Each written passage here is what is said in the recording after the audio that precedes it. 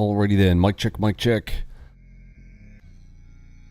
Let's see here. It's a holiday today, so we've got a half day in the markets. Markets will close at noon, so probably about an hour and 45 minutes. It is Mentorship Monday, so I wanted to come out here and go over a few of the new topics and some of the new features that you may or may not be aware of. Let's see if I can get the pop-out chat here.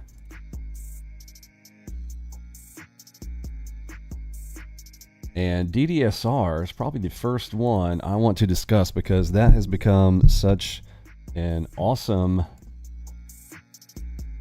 revelation that we have kind of had in our arsenal already, but just kind of didn't know it. And if you don't know what I'm talking about, it's okay. Don't get lost here. I'm going to walk through and talk through, and we might have a few play setups. I imagine the market is pretty, yeah, it looks like it's pretty dead right now. On the ones on the Dow, it's at speed 1. I will likely switch over to NASDAQ just to see if some things are moving here, and we might get some play opportunities, but we're going to talk about the DDSR and some of the other new features. Let's do that.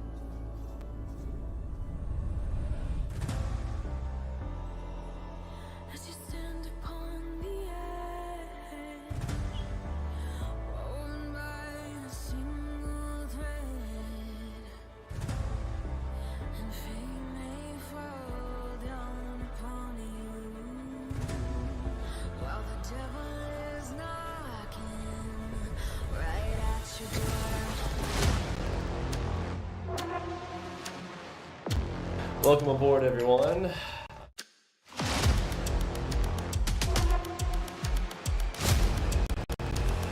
What exactly is ALGOBOX, and why do our traders absolutely love it?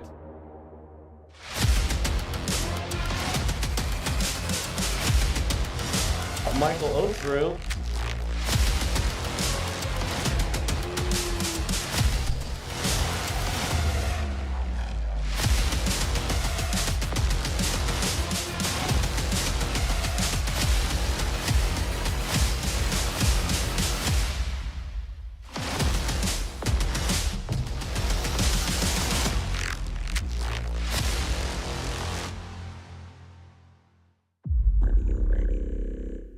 Alrighty then, let's see. It's come down here to the bottom left. I have switched over to NASDAQ to see if we can get any speed on anything. There was a nice Enigma short right there. What time was that? I was right at 10:10. Right here in that coffee time area. Going to turn on arm long, arm short here. We might get some Enigma plays here, and sometimes right before the markets close up on kind of a half-day holiday, you'll get some movement. Let me zoom back here because again, a lot of teaching and training here today on a Mentorship Monday. I know sometimes our charts can be, it seems overwhelming, but believe it or not, when you get used to it, it is just like home. As far as news goes, let's see, 10:20, there is something coming up here in about 3 minutes. FOMC member speaking in about 3 minutes here, so who knows, maybe they'll give some kind of boost there. After hours at around 6 o'clock, somebody's talking. That's none of that will really matter. Then there's going to be some overnight reds. So Tuesday morning, tomorrow, we'll have likely some extra volatility coming in, which will be awesome. Good morning, Motivator. Good morning, Ace. What's up, Doug? Thank you for saying hello. Yeah, do me a favor and smash that like button. Do appreciate that. So switching over to NASDAQ, I want to look at the highest time frame first. So kind of looking up here, I kind of want to get my gauge on where are my runner plays. So runner plays for the tide. And again, my charts are a little bit arranged differently here for the live stream, just to make things easier for you guys, so I could kind of zoom down into my bottom left chart where my buttons are in the center of my screen. But if you are new with us and you are launching up our 5-chart layout, I just have my 5 charts just arranged in a different way here. But right up here, we're going to have, I got the tide. That's our main primary where we start, top left. If you are using your 5-chart layout, top left, I'm going to look right here first to decide on my big picture direction, which is clearly kind of to the north side at a 45-degree angle. Then I'm coming over here. This is my wave chart. And here, though, look at the wave. We have had some down movement here. So these two are in opposition to one another, which means I could kind of run runners in both directions.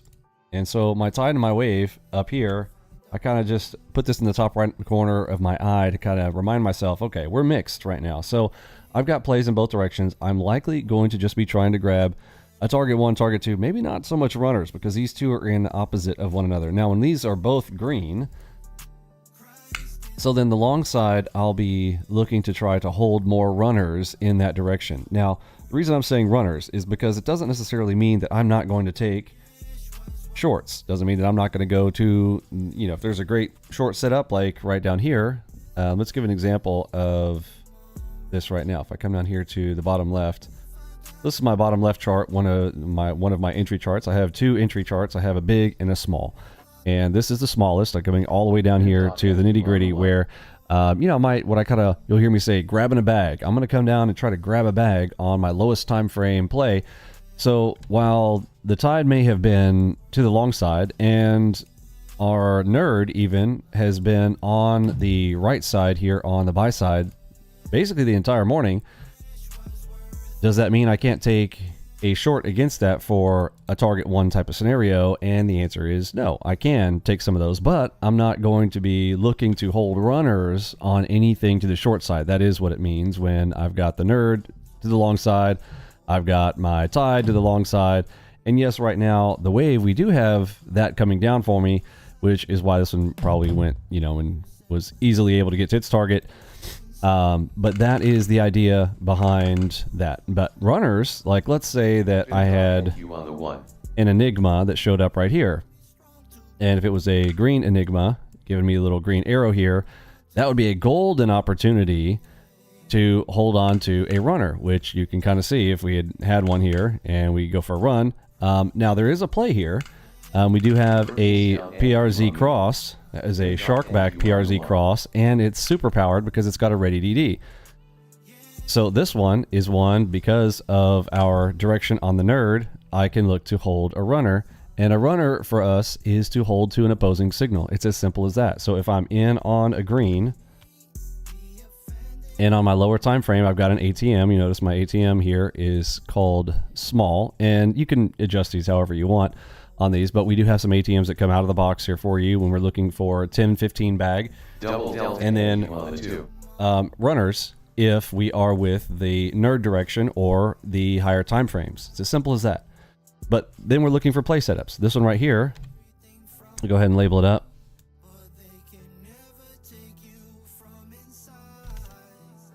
Well, it's actually a Sharkback here too. So we got a super PRZ cross, which happens to also be a Sharkback.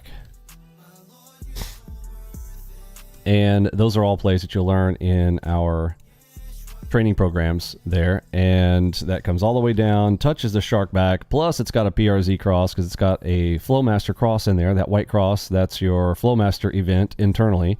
And another Flowmaster event with a ready DD. The white text there with the green, that is a beautiful entry setup there that came right at 1045. I was not quite prepared for that as I came over here to the desk here to do some live streaming with you guys there, but that is a nice play. Now a 10 and 15, I'll use my measuring tool here. From the entry just up to that little area right there, that's 12 ticks. So can I grab a 10 bag out of that? Yes.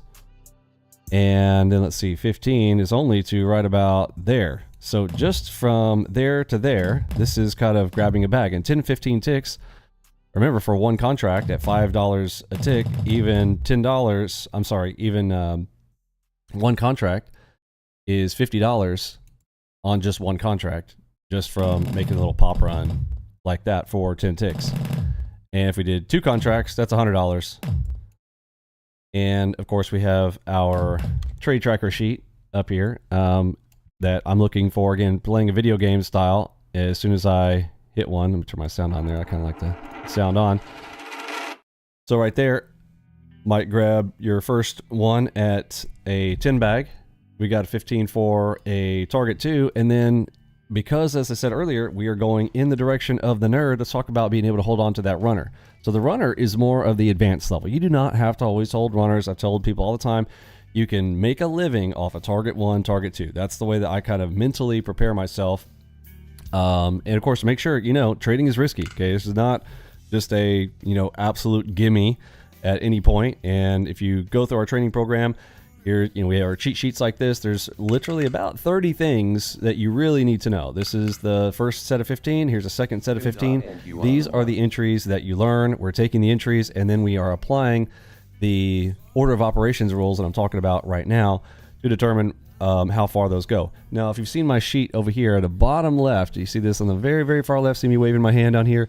This is a physical sheet in my office on my desktop that I have used for a very long time, a physical version of this digital trade tracker for how many trades that I'm looking at.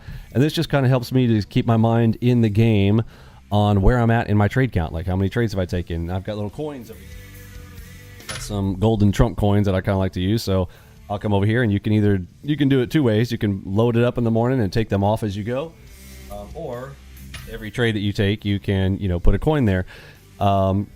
And we talk about winner, chicken dinner. Really, you only need to get 2 winners to be able to, you know, for me, make your pay, so to speak. If you're kind of trading for a living and you're like, okay, well, if each trade that I take here for 2 contracts is $100 and I need to make $300 on a day, well, I need to make 3. Or if I do 3 contracts and I hit my target, so 3, that's going to be $150 each. And then I only need 2 to get my $300 that I need on the day, right? So a long time ago, when I was switching from IT into trading, I knew I needed to make about $500 a day. So I made this $500 sheet and I kind of tracked them $100 a pop. But then I realized, well, it's actually easier for me if I just increase my contract count size and really just target 2. So that's kind of been a morphing over time for us. But let's talk about this holding on to a runner on a scenario like this. So target 1 acquired. Cool. Now runners, I want to hold to an opposing signal. I'm waiting for a red. It's as simple as that. Now, we did get one right here. You see that shark in there? It's kind of hidden because there's another harmonic forming right now. It's got a golden color there, but there is a red inside of there. So the exit on the runner, because people are always asking, well, how do you know when to close out your runner? For us, the way that I approach the markets is I simply have this one phrase that you're going to hear me say all the time in our live streams, and I want you to get it into your head. And you might need to chant this to yourself. I had a trader that had talked about how he would chant this to himself while he's holding the position. Hold to the opposing signal. Okay, and he would say, I'm just going to say this over and over and over again while I'm trying to hold to the opposing signal, hold to the opposing signal, because it is so hard when you're sitting there and you see green and you're like, oh, I want to make sure that I maintain this, because you don't get to keep it until you close the trade, right? We all know that. So hold to the opposing signal, hold to the opposing signal. Now, this one hit right there, and let's get a measurement on that. So if I use my measuring tool and put that to the back of the shark back there, that ends up being 28 ticks right there. You see that Y value? So I've got mine set to ticks there for my ruler. And that is, that's how I'd grab 28 ticks. Now 28, let's do some, I got to pull up my calculator on that one. And let me get the super chat here so I can see you guys' answers as well. There we go. Hey, Petro, it worked. Good morning, Alpha Trader. Hey, good morning, Zed. Eddie. Oh, did you reply to my DM? Thank you, sir. I will definitely take a look. Appreciate it. Good morning, Dan. Good to see you. Oh, I like your profile picture. You got the gaming thing going. I like to approach the markets like a video game, and I feel like that kind of makes it easier. I think a lot of things in life become easier when you kind of look at them in a gamified sense, or some TED Talks around that. So here's what this is going to be to calculate that. So if we're at 28 ticks for runner times $5 per contract, and let's see. Oh, I forgot to bring up my calculator. Let's just build. I was gonna draw this whole formula out here, but how about I do the calculator on it first? 28 times 5 on my Oops, just press a couple buttons. I'm gonna switch up all of my $140. Sorry about that. Let me get you guys back down here to the bottom left.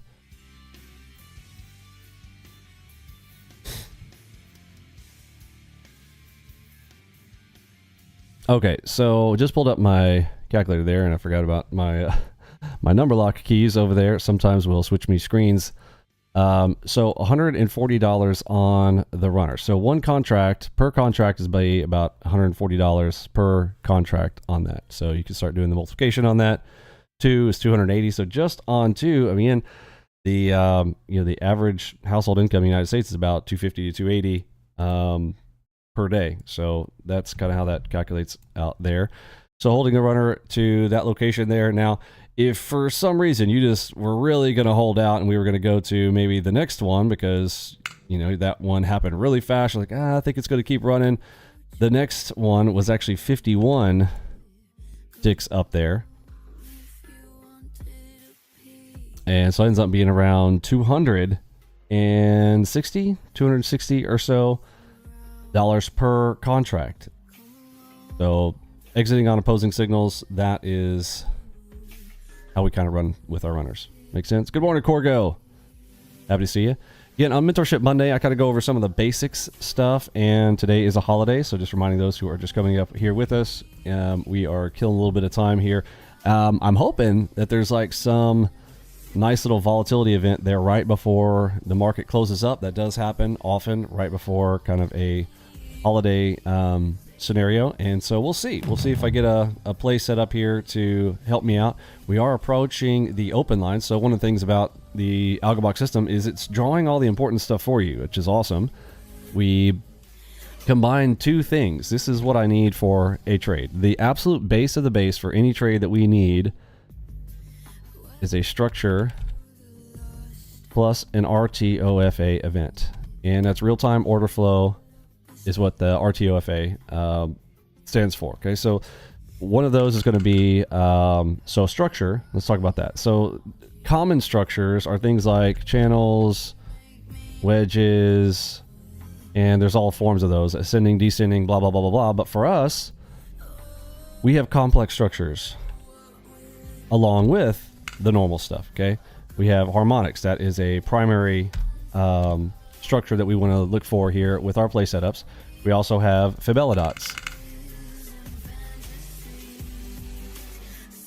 And a Fibelidot is really cool because it combines multiple things. You've got Fibonacci, multi-fib location, plus an Elliott wave. And an Elliott wave is a two-legged move that has equidistant legs. So if you've ever heard of the ABCD patterns, that's what that is. So Elliott wave plus multi-fib landing right at the D point, that's what's going to have one of our Fibelidot structures show up. Now, we have a thing in our room, you'll hear me say all the time, trade nothing alone. I don't want to trade just a structure by itself because structures are lonely, okay? Structure, yeah, it's okay. And yes, you'll see sometimes that a structure by itself, all by itself, will sometimes work. And we do have an exception to that, such as the shark back. Now, the shark back play, it's just because it is in my opinion, one of the most powerful harmonic structure setups. So I will take, you'll see me take a shark back. Now, that happens to be because the R ratio on the shark back is so high for the reward side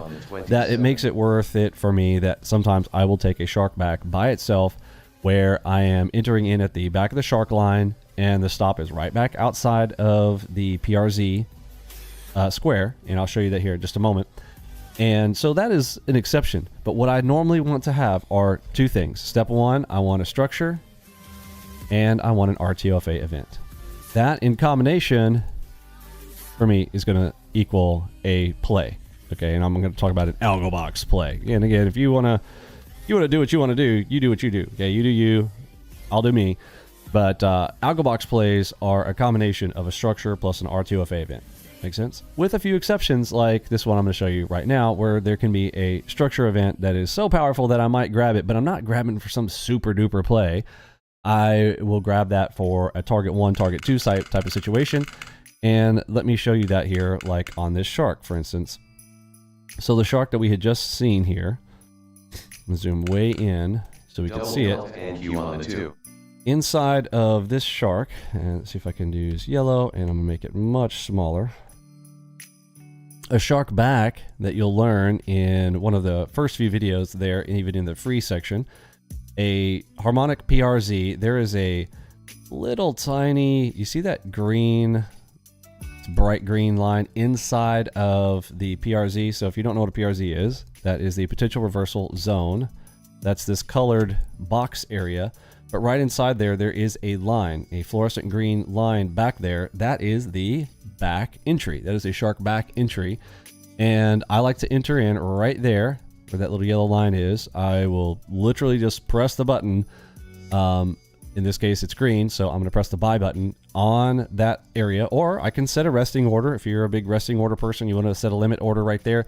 Set your limit order right there. As soon as it hits, enters you in. For target 1, I'm looking for the front of that PRZ. So if the box is this large here, however big this is, again, depending on if this is on the ALGOBOX 2s or 3s, whatever the size is, that will adjust based on the size of the shark and which ALGOBOX you're on. I'm down here on the 1s, so this might not be a bunch of ticks, but I'm hoping to at least grab a 10 bag. I don't really grab anything less than a 10 tick trade. Like, that's just my absolute minimum, 10 ticks, which is awesome. It's a nice little even $50 per contract. So if it's 2 contracts, I can grab $100 on a simple play like a shark back, right? I apologize. I have been still under the weather as the weather's shifting around, so my nasally stuff, I apologize. Here we go. So shark back entry, and then where's the stop at on one of those? Why I say the R ratio is so in my favor on a shark back while I'll play it is because my stop literally is going to go right below the box on a long. And since my target is up here, so on a green line, you can kind of see the ratio, right? It's, 2 to 3 to 1 for almost any shark back, right? So I do have this as an exception of I'll take this by itself. Now, this one was awesome because it also had the RTOFA event, and it was 2 RTOFA events because we had the ready DD, which we kind of use the word, the prefix of super in our plays if there is a ready DD involved. So now it becomes a super fill in the blank, whatever it was. So we say super because there was a ready DD, and then the PRZ cross because there was the big PRZ box happens to also be a shark back, right? So this is a nice little special play here, very powerful, and ends up being the move caller for this entire move, and that's why we like to combine things. Now I have a potential short right here. I've got a headshot short here, and I will probably go ahead and grab this here for my first play of the day. I'm going to put my stop back behind the red cross here. A little bit dangerous because of the open line. We do have the open right there, and sometimes where the open is, it's not necessarily friendly. Remember, currently we have mostly been green, so anything to the short side, I'm really just looking for a T1 scenario here. And let's see if we can get that there. I was a little late on the entry here. Let's see if it's going to grab me a bag here while I'm in the middle of chatting it up with you guys. If you've not done so already, make sure and say hello to me there. I would like to go through the chat there and make sure I catch everybody and say hello.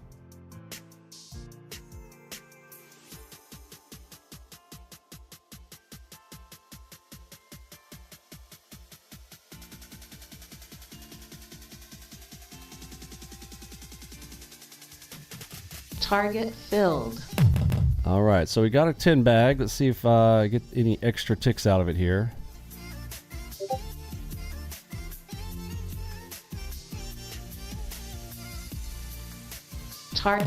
Targets filled. All right. So for a couple of contracts there, I got $440 here this morning to take home on a... This is a power headshot. So let's label this one up here. Now, oh, one of the things disappeared. Okay, so one of the only...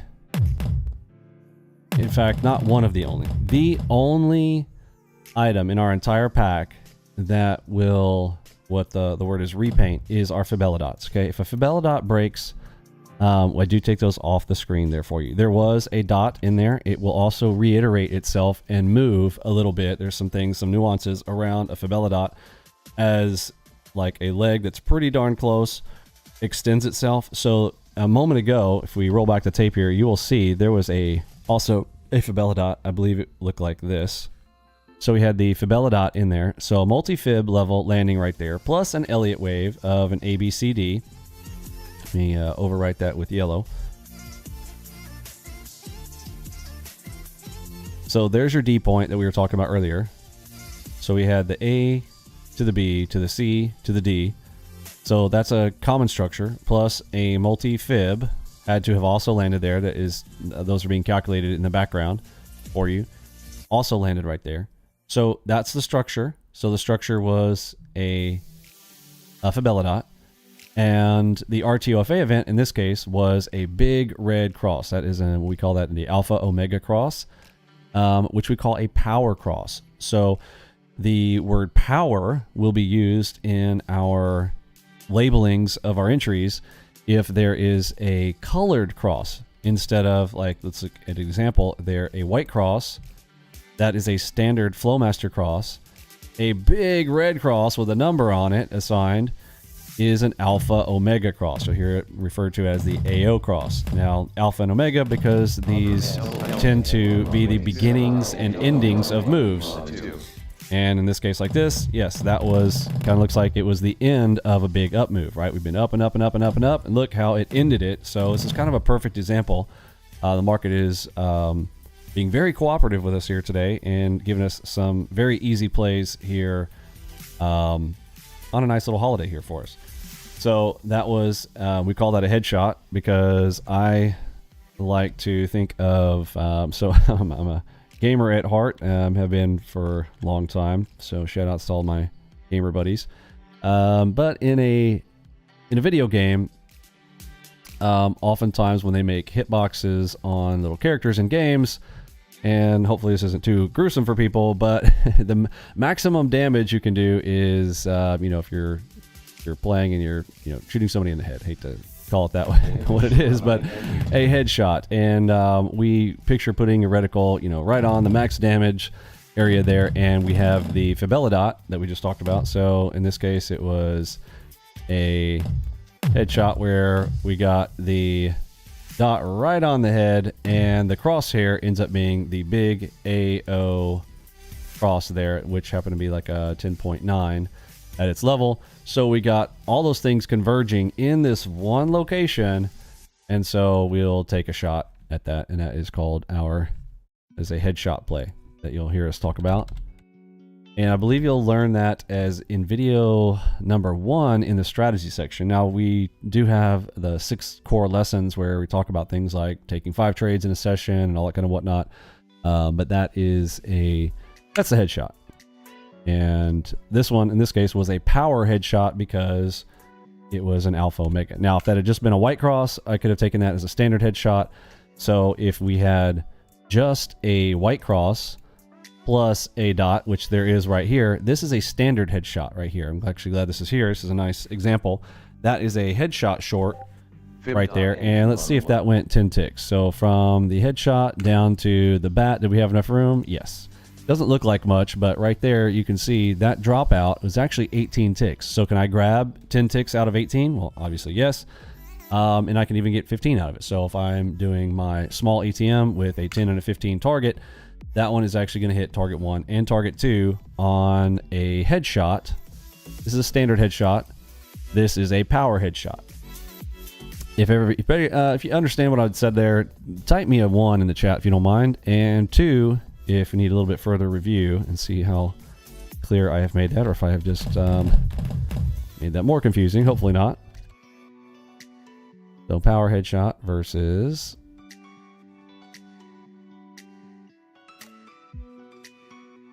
so if you see those labeled on our charts, that should hopefully be a little more helpful there. Standard headshot, power headshot. Now, I also notice we have an HMD right here that we can label.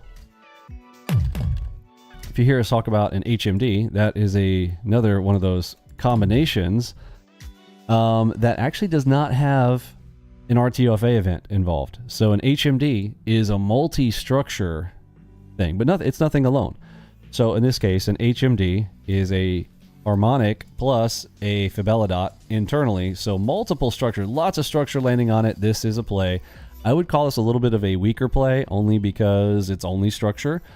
But even in this case, it was a great move up off of that. That is an HMD with a bat, and that we've got labels for all that. I did not invent harmonics. If you go out and want to study individual harmonics and the names and what they come up with, you could do all that. But this one, we just care that there was a PRZ there plus a fidelidot landing in the same location. So that is a precision location that I can have a small stop and a target that is, willing to, or not willing to, but potentially able to give me at least a 10 bag and sometimes more when I've got a runner scenario like this where I am also going in the direction of what we call the nerd.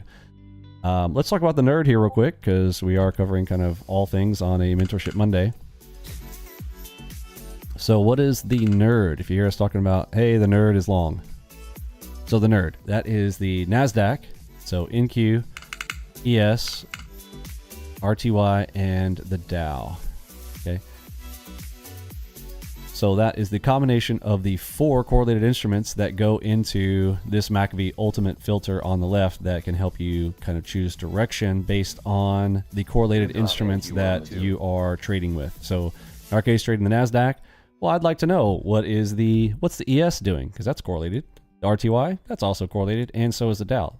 All 4 of these. So sometimes if there's a rising tide, kind of raises all boats. So if I'm trading the NASDAQ of the nerd, yeah, well, maybe let's see what his buddies are doing. And oftentimes that can help you out with run or decision making. Okay. All right, saw a bunch of 1s on that last question. No 2s. Cool. So I made that clear enough. Awesome. Love to hear it. Let's see. I did want to say hello to everybody. So let me hop through here. Andrew, good morning. Good morning, Casey. Trade Vertex is here. What's up, noob?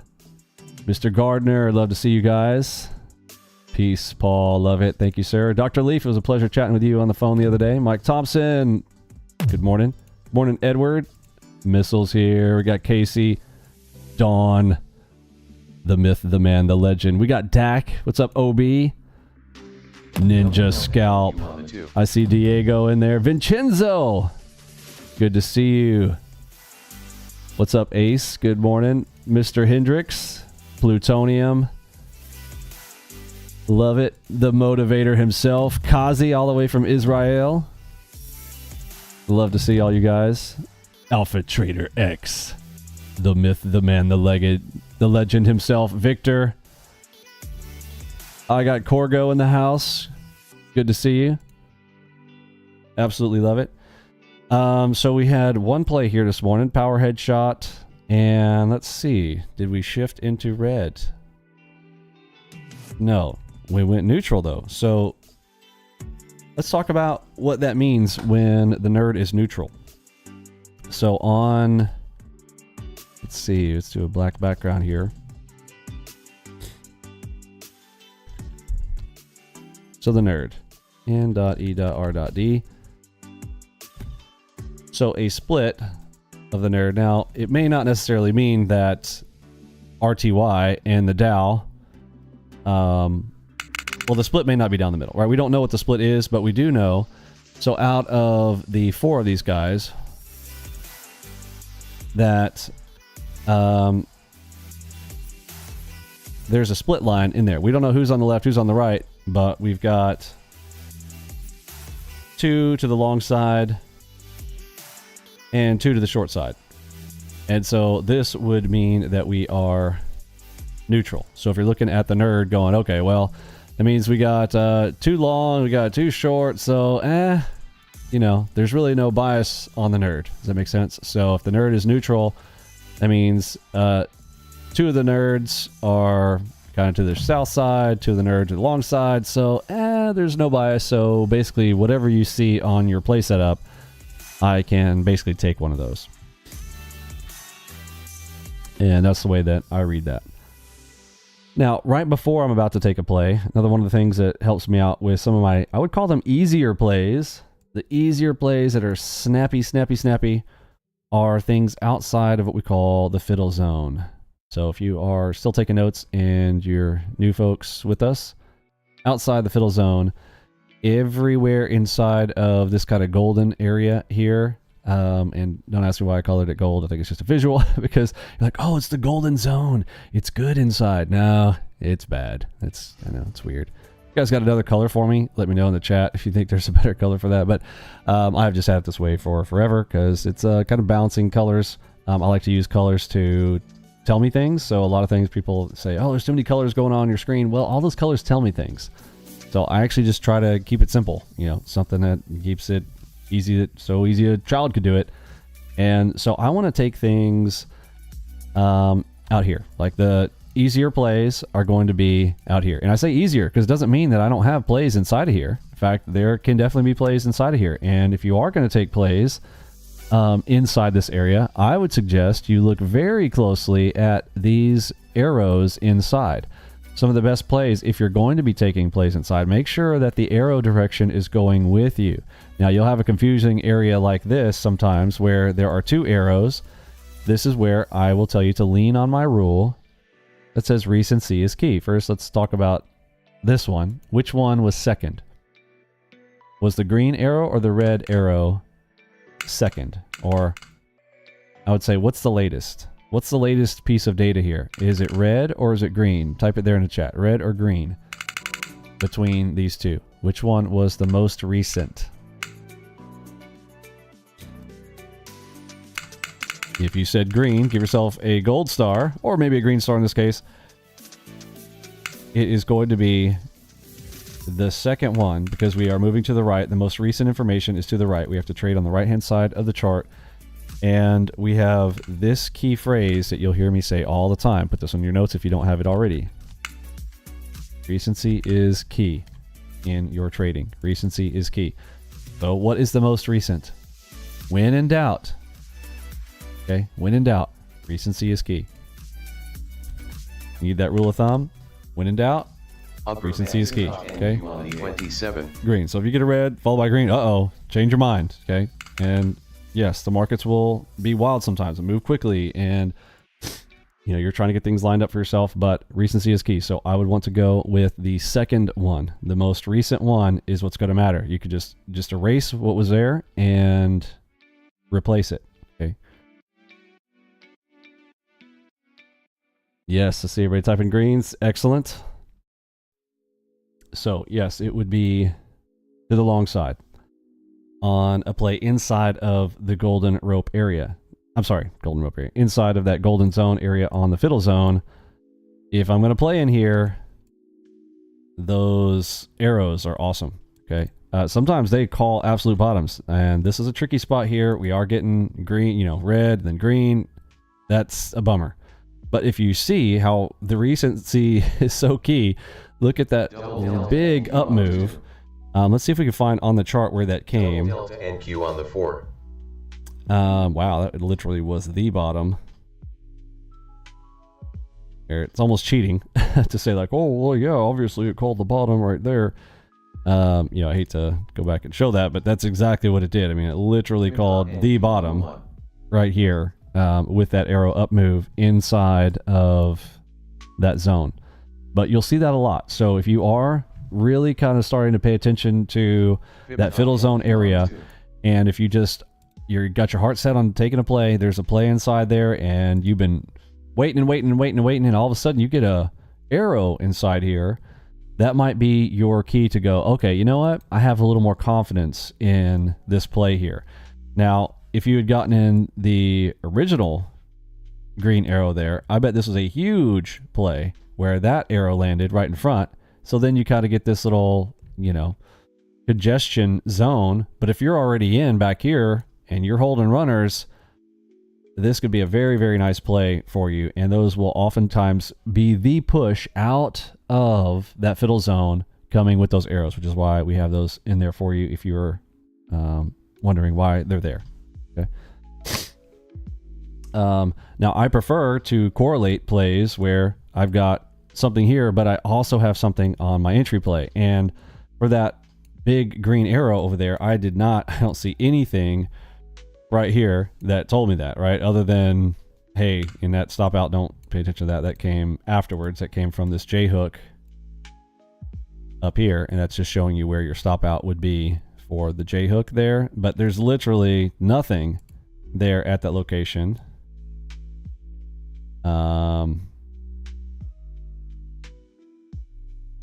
Oh, my apologies. This is it way back here. What time was that? It was 9:42. Well, still, either way, you know what? There's still nothing there on my lower time frame to give me that play setup. The only thing that was there was the arrow down below coming inside the fiddle zone. So that's a harder play there on that, but that was the call of the bottom. Cool.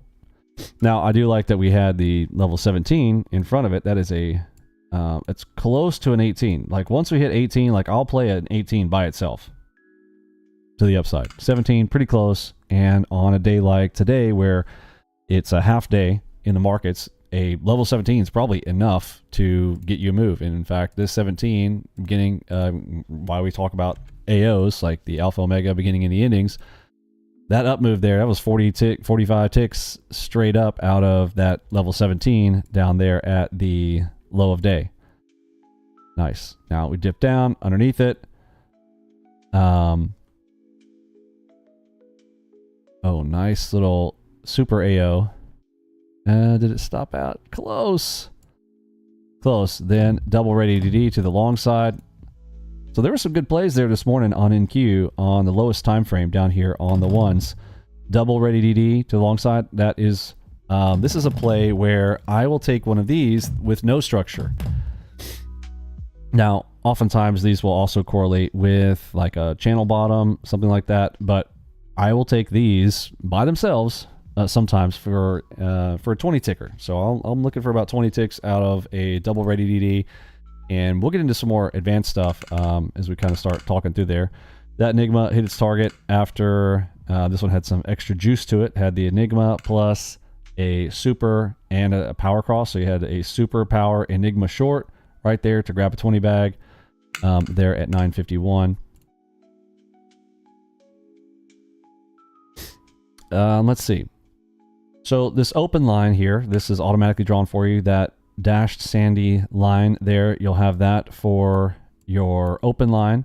And then you've got high of day is going to be the green dash line, and low of day is going to be the red dash line there on your charts if you've got our default templates installed there for you. So you always got to know where what you'll hear people refer to as the HOD and the LOD.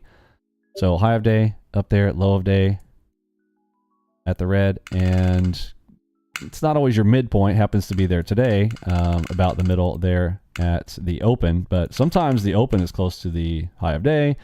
It's not always like this where it's kind of right in the middle, but you do have your three lines already drawn there for you to kind of know those primary areas that a lot of traders like to look to take plays. There's kind of some magnetism towards those at times as well. Okay, so we have a quick short opportunity right here.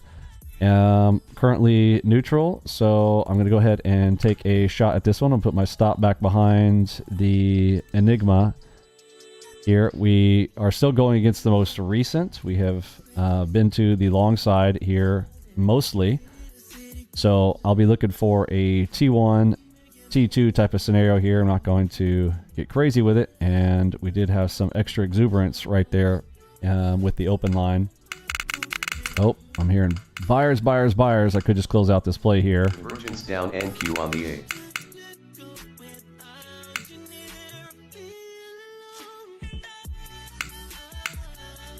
Might be just in the wrong spot here.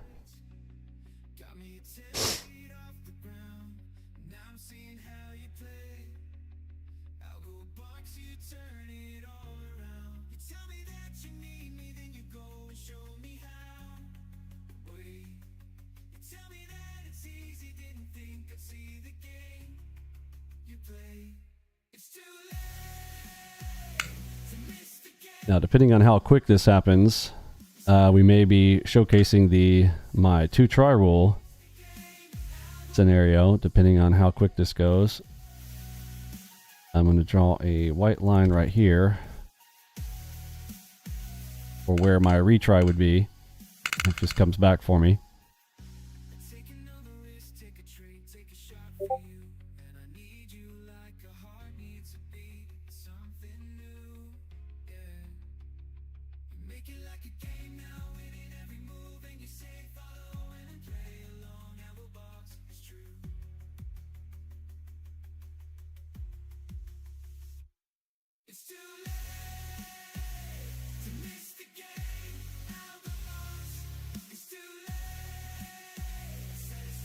We're about 30 seconds from 11 o'clock, so also top of an hour scenario here.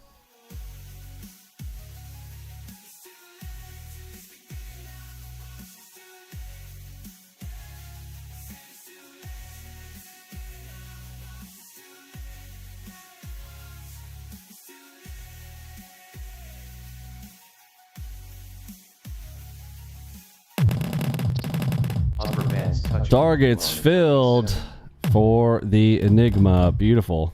I'll take it. So, trade number 2 here had 2 winners, $690.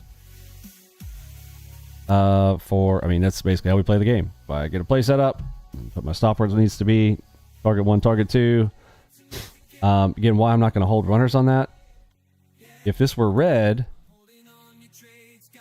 I would be holding a runner. Does everybody understand that? If you understand that, type a 1, type a 2 if you'd like me to review.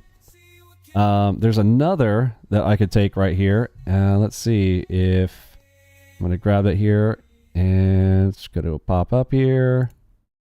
I was hoping for a red bar. Didn't give me a red bar. Put my stop back behind the Enigma here.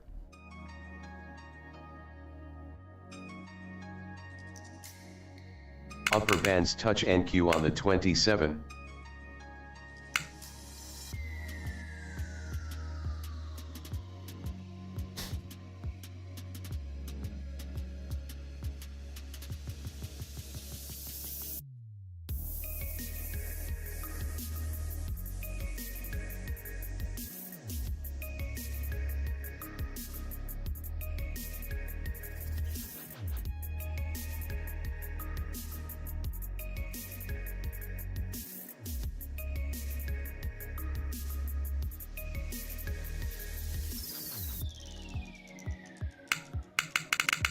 Boo. All right. Got a little stop out here. 2-try rule will be here. So press F6 for where that retry, if it does come back through there, where I can retry that one. Double delta NQ on the 1. All right. Got a ready DD back here to kind of help me out. So this is now a what I would call a super Enigma. Oh boy. 27.NQ on the 1. Okay, so that is a super dot short right here. Give that a try. Stop back behind the ready DD there. Oh boy, market waking up all of a sudden. Hold up, that was weird. Stopped me out by a tick. I'm gonna give that a quick old retry.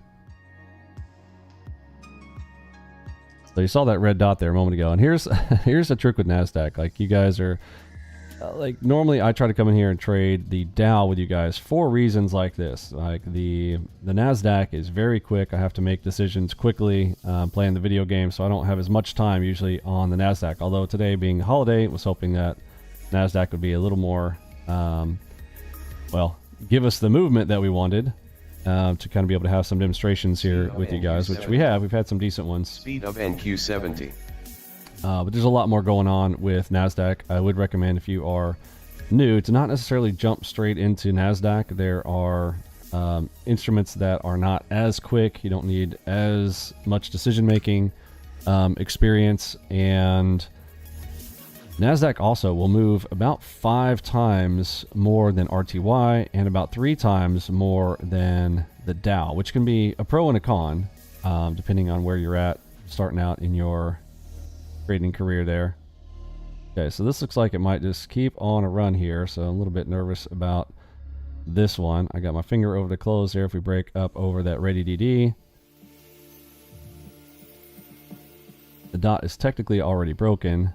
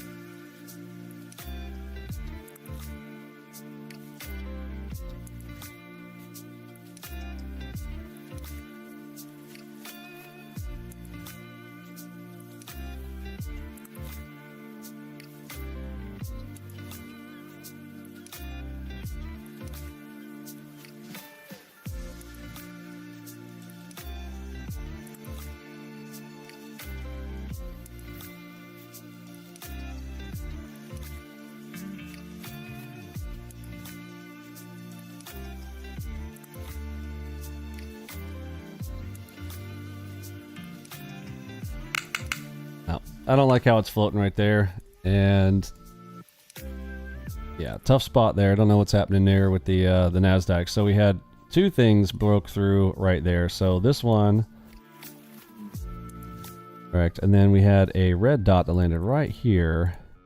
So two back to back there, unfortunately. And I'm just not putting on any risk here. It's again, that's that holiday action thing going on here, and we are outside the zone, so I like this area. I would like to start getting into a short scenario here. We are neutral on the nerd, so I would like to take a play here, but just trying to be a little cautious there with this area. NASDAQ can get pretty wild sometimes.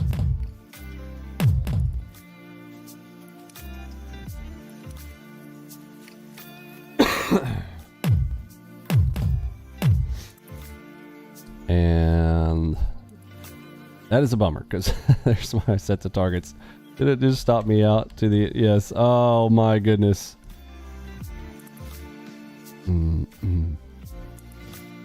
Worst closure ever. It was hard to gauge because when the dot pierced, it don't have a frame of reference for that, but technically speaking, that one I know broke, because once it disappears, that means it broke. Yeah, it's that bank holiday cadence, unfortunately. We still have about 50 minutes, 53 minutes to the holiday closure. Plenty of time to try to grab a bag in here.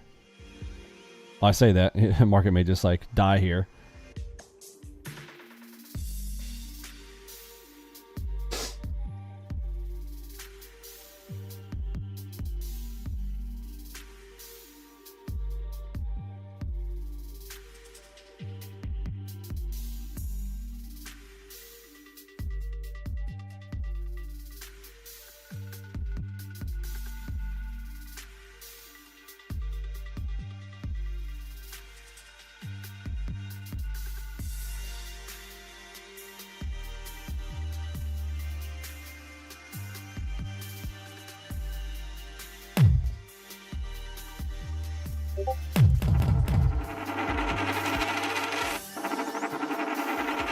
So I was gonna show that. So I'm currently in the count. I am 2 green, 2 red because of that little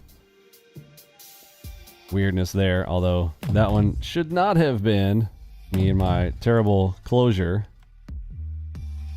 Do that one more time. I mean, I could not have gotten a worse spot. Literally, last man out on that. Pulls it out just a little bit too early.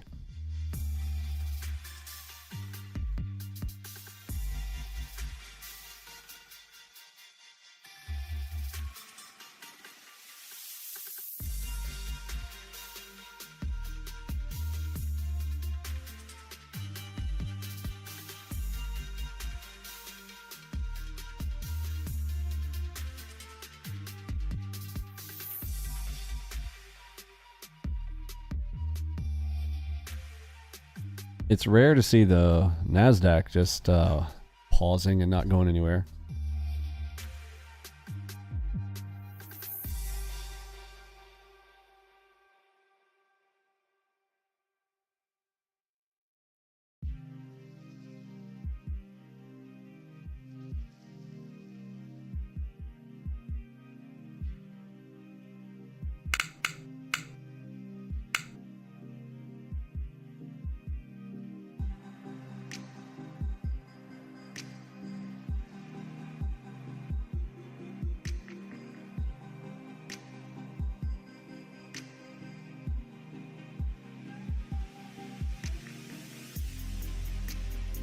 Fib.NQ on the 2.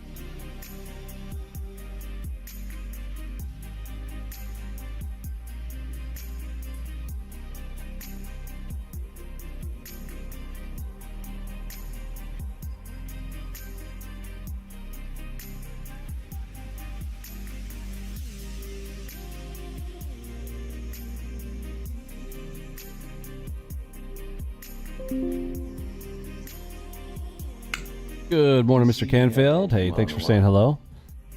All right, we got double cross. So let's see, we are at the bottom of a zone here. So I'm going to look for the long side up move here for the DCDM. Stop below the crosses here and see if that's going to be so double cross, bottom of a zone. If you are watching my training programs, you'll kind of see the DCR. So double cross reversal. The zone, I didn't have it drawn in here, but here's our little tiny, I mean, we're stuck in this little tiny zone here. But that is a double cross at the bottom of a zone. And I will usually target the middle of the zone, which is hard to gauge because there's no middle where these are landing here. So this might or might not work out here for me. But this is a DCR, double cross reversal. The way that works is if I'm playing inside of a zone, and a zone being defined by pivots at the top, pivots at the bottom. It's as simple as that. So pivot here, pivot here, pivot here, pivot here. So this is the definition of a little zone. We have moved up into it. So the zone very narrow, but this is the zone. So I can use my little horizontal drawing tool there, or my horizontal region tool, draw it in, got a double cross, it's at the bottom of the zone, so I will reverse it. So the play is coming down into it, the reverse is up and into it. Oh, now it's turned into a cluster here. So I can add to that position if I were a little bit more confident in that, but I'm not right now. Currently sitting in neutral. here, and we had the plays that are saying, hey, this could be the end of this move here. So I'm a little bit nervous about this play here. And with the speed of NQ right now, absolutely, you can see at the bottom right, it's like it's too slow for easy plays right now. Very difficult area to play here.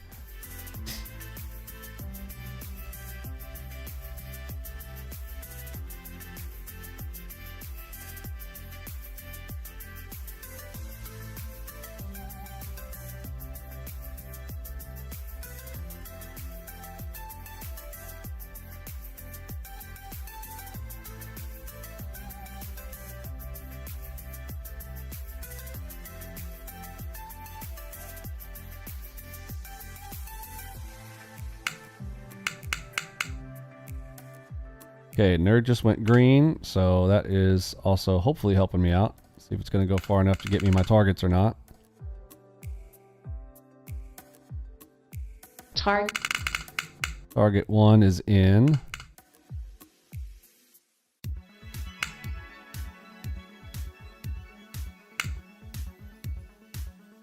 Tempted to push out a runner here, but going to try to just get back to break even here first. All right, so got that one. DCR happened to also turn into a little cluster there. Bands touch NQ on the 27. So let's talk about our simplicity of structure plus RTOFA. So the structure was the bottom of a channel, and the RTOFA event was the double cross, right? Everybody understand? You know what I'm talking about there? Type of 1, 2, if we need to review. Oh, great question, Paul. How do you get the too slow to show up? Talk about that. So we're doing our Mentorship Monday here today. So we're talking about anything you guys want to talk about, even the basic stuff. So on the psychology module down here, there are 3 buttons. Button 1, button 2, and button 3. That spells out bot because, you know, it's fun like that. So BOT down at the bottom. See that? Bot. Okay, so the first one, B, stands for background color. So if you want the background color to change, you select the B. The O stands for overlay. If you want the big blue X over your chart, that's the overlay. And then the text is the T. So I have the T turned on, and that's what tells me, okay, so now market actually just moved into valid speed right now because market just kind of picked up here, but it was too slow there moments ago, telling me, hey, it is too slow to really be having good plays right now. There it is, yeah, so you can still can tell. So it got fast there for a second, but now it's like, wah, wah.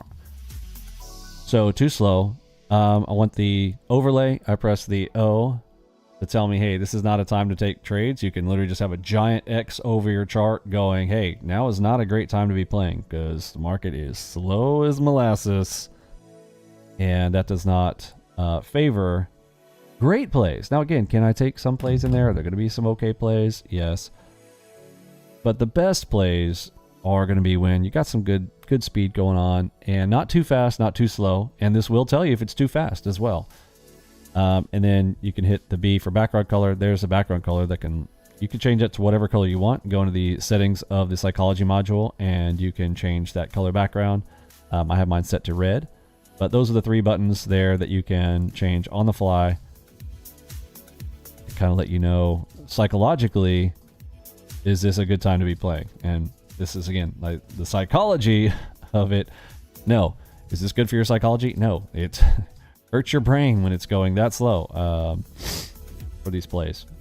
Good morning, Epic Futures. Hey, thanks for saying hello.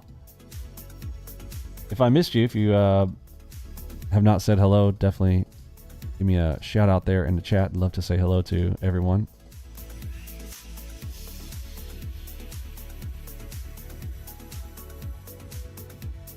Paul Cripps, to add it as a strategy. Can you elaborate on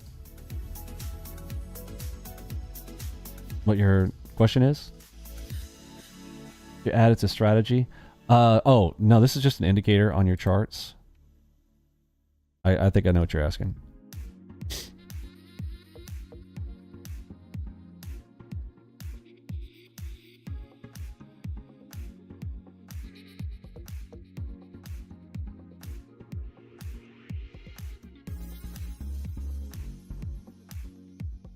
Oh, did I make the fatal mistake of trying to change things without disconnecting? Especially on NASDAQ. I thought the market was going so slow it was going to let me get away with one.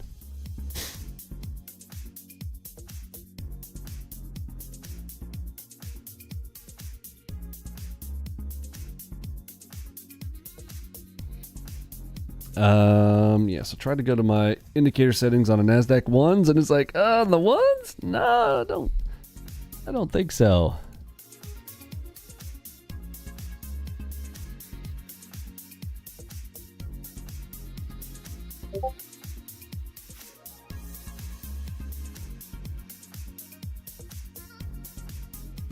All right, so I locked up trying to go in there and show you the, the settings. So, pro tip, disconnect your data feed before you make changes on your charts. It's NinjaTrader.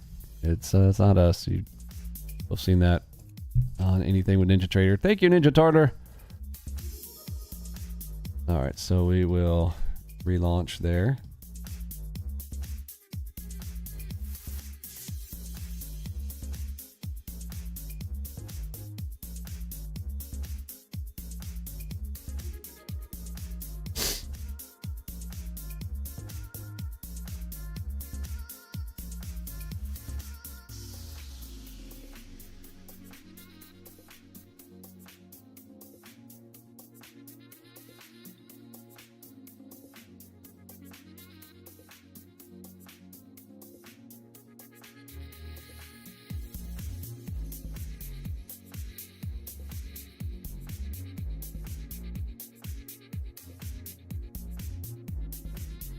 All right, so this switching back to the Dow. Before I reconnect, I'm going to switch instruments to NASDAQ.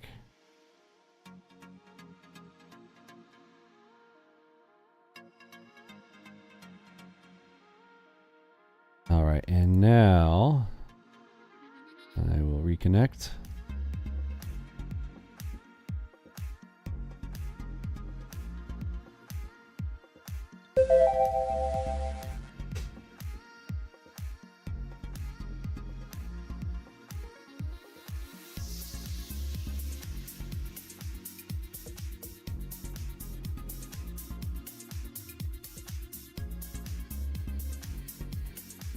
Whoa, did we get an 18.1 up there? That would locked me up? I don't know. Wow.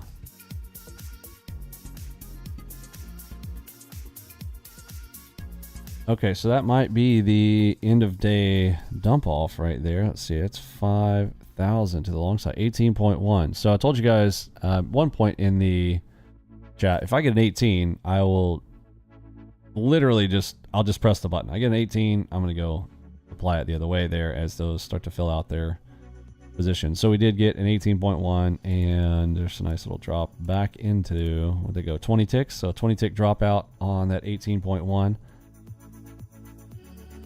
So the original zone we had drawn where I took that long, there was our zone. So ran it up outside and got an 18.1 up there.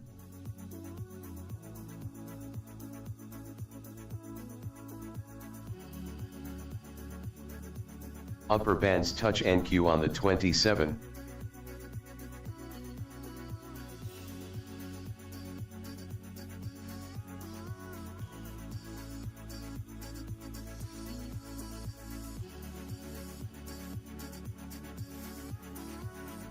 So was not able to take advantage of that due to a little change there. Kind of frustrates me. I should have been able to do that. Felt like the market kind of slowed up and up. Oh, I don't have 3 days of data on this, do I? This doesn't lock me up. Yeah, I'm on 1 day. It's a Monday. We're missing data. That's why. So on a Monday, so another pro tip here on Mentorship Monday. How many days of data? Pop quiz. You guys tell me, how many days of data should I have on a Sunday night or a Monday? Who gets that one? Type it there in the chat. How many days of data should I have on a Sunday or a Monday? The least amount of days. 3, Type 3 in the chat if you didn't know, so you lock it into your own brain. If it's a Monday, type 3. The reason that is, yes, or 4 on a holiday weekend. Thank you, Dawn, for the extra detail. Yes. So the idea behind that, if you're wondering why,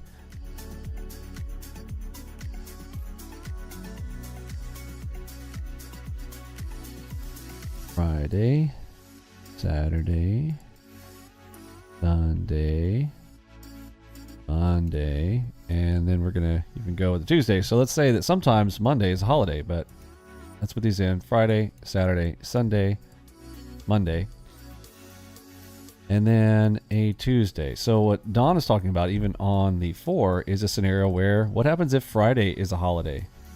Okay, so we have this a lot where people get, their systems get jacked up and things, because if Friday is a holiday, well, now you got to deal with the whole, well, now it might be 4 days back, because if there's no data, because it has to do with where's the data. Where's the data? You're like, hey, it's not working. Well, your system's kind of, it's asking too. It's like, well, you told me to only get 1 day of data, but I don't have enough data. And then you're like, oh, well, I've got today's data and it should be enough. Well, our systems are looking backwards to be able to project things forward for you. Okay, so we need some data. Okay, that's the answer. Where's the data? We need data. So if you're here on a Monday, it's almost always 3 back, because I got to go 1, 2, 3. That's where the 3 comes from. Okay, so for right here on a Monday, I got to go 3 days back to grab some data from Friday. And hopefully there's data there. Well, if Friday's a holiday, well, that's a bummer, right? Well, now that's a scenario where you might have to go even farther back to a Thursday. Now you got to go 4. Okay. Same thing if, well, what happens if a holiday is a Monday, right? And there's no data. Now, today we end up having a half day, so it's really weird what we're dealing with today, because we have kind of a half. So you're okay, but tomorrow it's just going to be weird. Like, we're going to have, so you're like, tomorrow, how much data should I have? I would probably still put this to like 4 days of data tomorrow. It's just a weird thing, but you might get away with 1, because if you have enough data between Tuesday and Monday, for NASDAQ, 1 day is probably fine. But on ES might not have hardly any bars at all. So this is where you gotta use a little brain work on it, and sometimes there's no perfection to this, right? It's an art and a science combined. So on ES, there may be not enough days or bars of data for us to fill in the information that we need. Like if you're using the McAfee Ultimate filter internal, or some of our other internals, it needs more data. So sometimes you're just going to have to play with it. Basically, the rule of thumb should be, when in doubt, add more days. Okay. You understand that? Type of 1, 2, if we need to review. And if you got a specific question, do ask. And we'll get them answered there for you on a Mentorship Monday.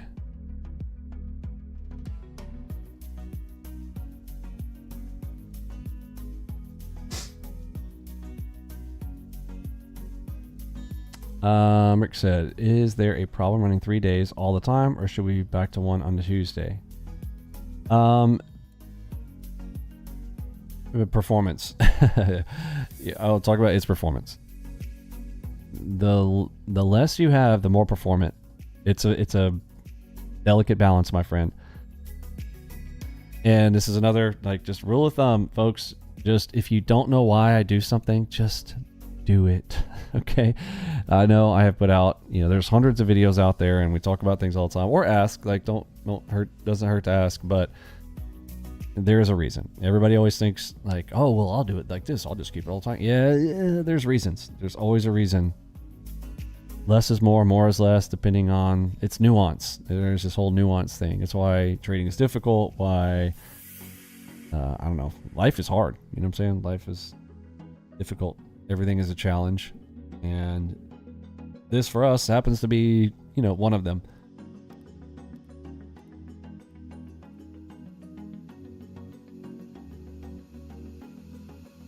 But your system might do just fine with 3. But if it doesn't, people are like, oh, can I also use my grandma's laptop? No. Like, and what about you? Like, what's your PC? Do you have you on an i9 beastie beefy monstrosity? Then you might handle 3 days on your lowest time frame chart all the time. But remember, when I'm doing this, I'm really only trying to fill out 1 day of data. Let's just go and drag it all the way to you. So if you're here on a Monday and I'm doing 3 days of data, am I really giving 3 days of data to get back to Friday? Not really. It's only 1 day of data. Do you understand that? Or do people not understand that? I don't know anymore. People are weird to me. Anyway, so people are like, oh, it's got 3 days of data. There's 0 data here because it's Sunday, right? And there's a Saturday. There is 0 days of data here, right? Do I have to draw this all the way out? Okay, there's 0. So when I'm doing 3 days of data, am I really doing 3 days of data? No, I'm doing like whatever this Monday is, this little sliver of data, because it's like 9 a.m. Right, it's not even the whole day. It's this little sliver of data. This is all the data that I have when the market opened up. And maybe to Sunday, if you go to 6 p.m. the night before, if the market moved, this little sliver,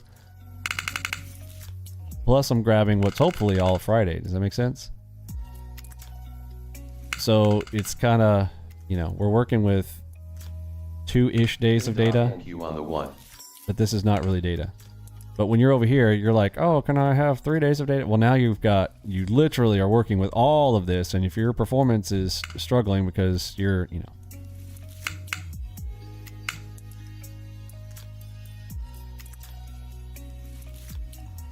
when we do 3 days of data, it's not really 3 days of data. It's like 1 plus a little bit, you know what I'm saying? Okay, so market is creepy grinding up here. This is an HMD short right here, like an RTOFA here along with it.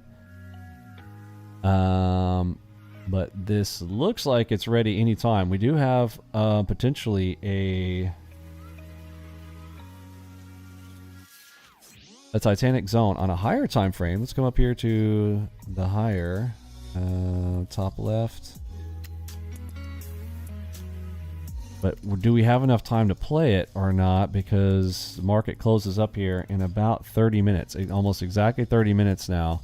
We have a Titanic zone here forming, and one of them is a delta shift. So I would normally, any other day, want to be looking for a trap back here, any kind of structure of red PRZ of any type, or something that looks like it caught people off sides, and then start to look short with targeting the bottom of the Titanic zone right down here, because we have triple ready DDs. So if you're wondering how did I determine that was a Titanic zone, it's 3 of these in a generally close vicinity of one another as we're moving up. So I'm looking for a higher time frame to kind of start to tip over and change. So if you followed my Titanic zone stuff, and I really need to do a separate video around all of that. We've been doing a lot of this. We come out here live. A lot of this stuff is talked through in live stream detail.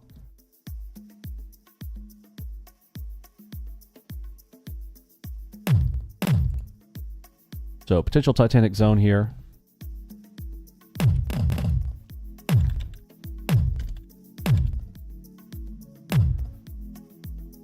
Double delta NQ on the 27th, NQ on the 8th.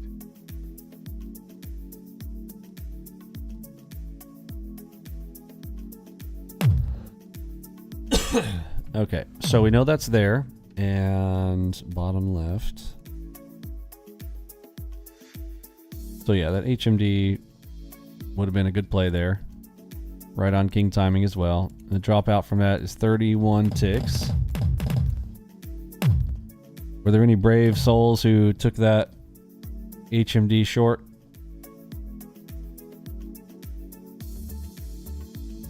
Hard to get the moderate bias of the nerd. Did not make that easy. It's a weird spot here on the holiday, and it's NASDAQ.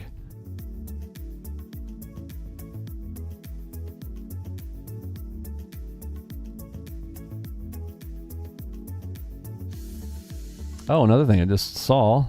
Oh, NQ, this is probably not correct. Can somebody grab me? Well, I'm going to talk about this, how you get this information. So I need to change this chart. I doubt this is a 27 range for the optimized range on this chart. So on Sunday nights, we do optimization, and I'll post this in the public chat as well in the premium member chat. So I'm going to go into the premium member chat right now, and I'm going to grab the grid from last night. So here's what that looks like.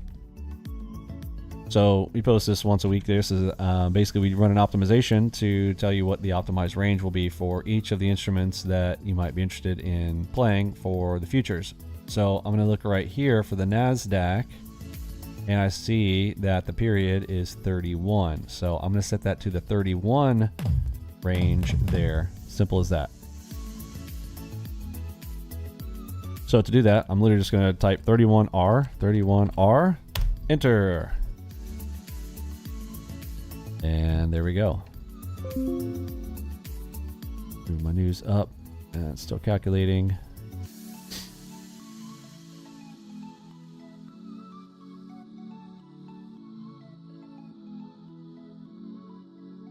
And look at that, we end up having an 8.1 there. Could have helped me out with a stronger thought on that reversal there. Should have taken that HMD short with the higher time frame stuff correlating there. Would have been a nice short there on that one.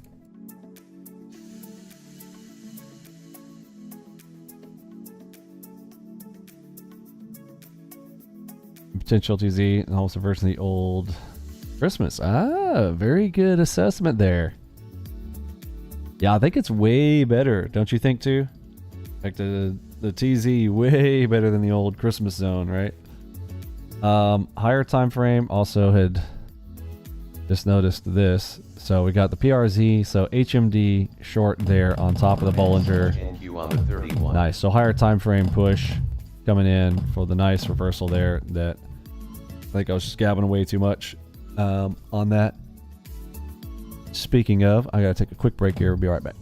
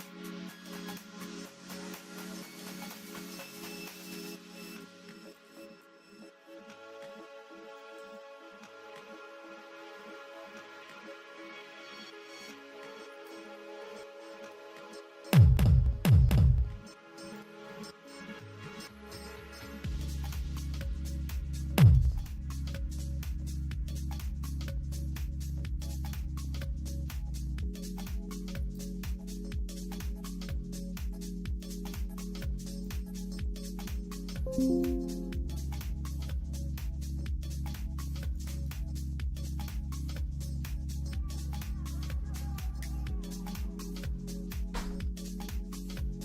right, so let's see. We got 20 minutes to the half-day closure here for President's Day in the U.S. So, let's see what we got here. See if we get some end-of-day wild child craziness, which would be cool. Currently still sitting at too slow on the ones on NASDAQ. Crazy. Normal day, you hardly ever see that.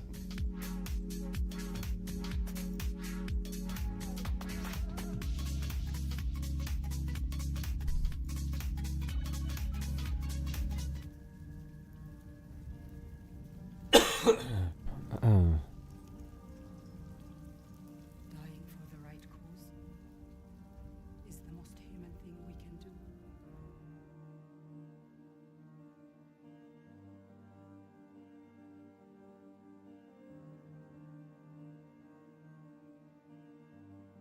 So we've landed right in the flat zone, so I'm kind of looking at this going, oh, worst place to be right now. Fib.NQ on the 1. Remember I talked about that little red arrow thing scenario? Look at that. That was Fib.NQ the beast on drop 2. there in. So we get another one of those internally in here. Might be a good spot to take a shot, but right here we're just in kind of no man's land in here. So for me, I like to on live streams I will literally drag this chart over to kind of hide my chart here to get myself to not be.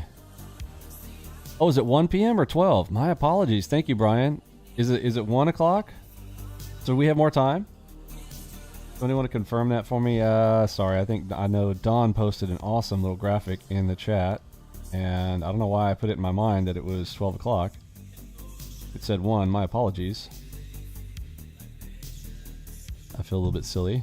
Thank goodness you don't have to be perfect to be profitable. Let's see.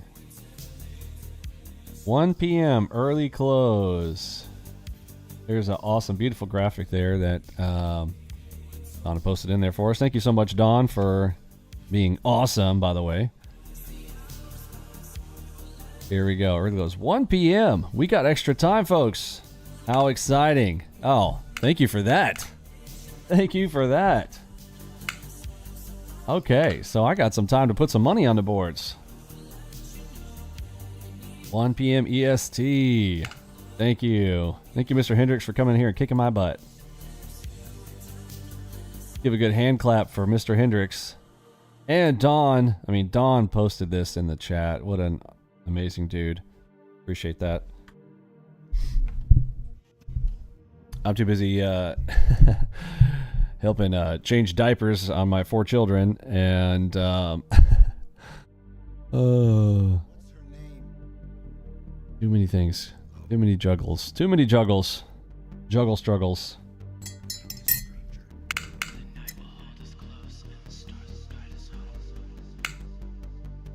Fib.NQ on the 1.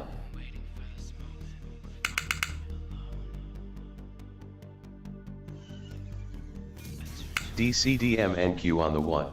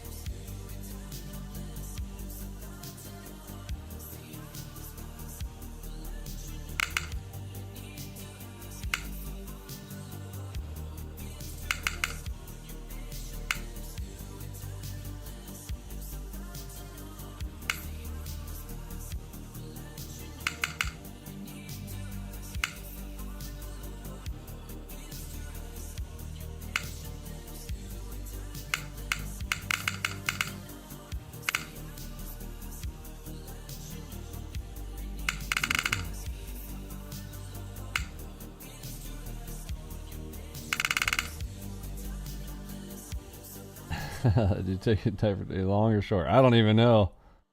DCDMNQ on the 1.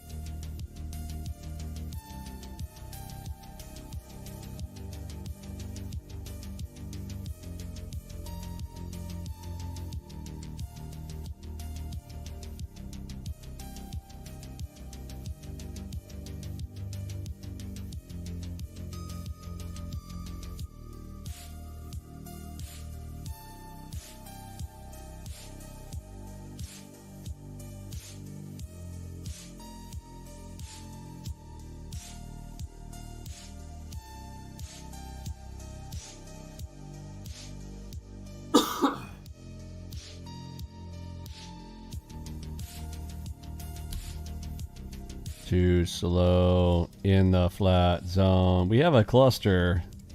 This could be a cluster short here. Fib.NQ on the 1. Ooh, it turns into a headshot long. My goodness. Fib.NQ on the 2. Weird locations here. In the fiddle.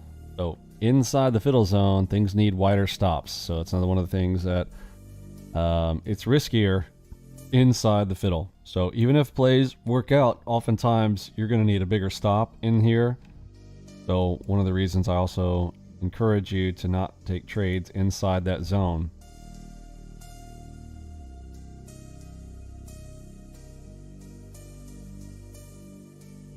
Me Scoozy. What did I miss?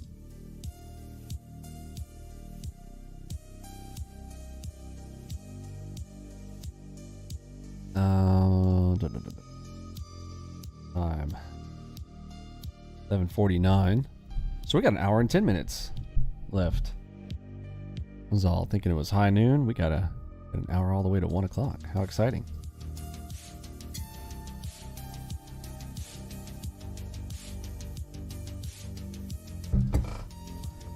From a funny movie. Let's see. Go top left here.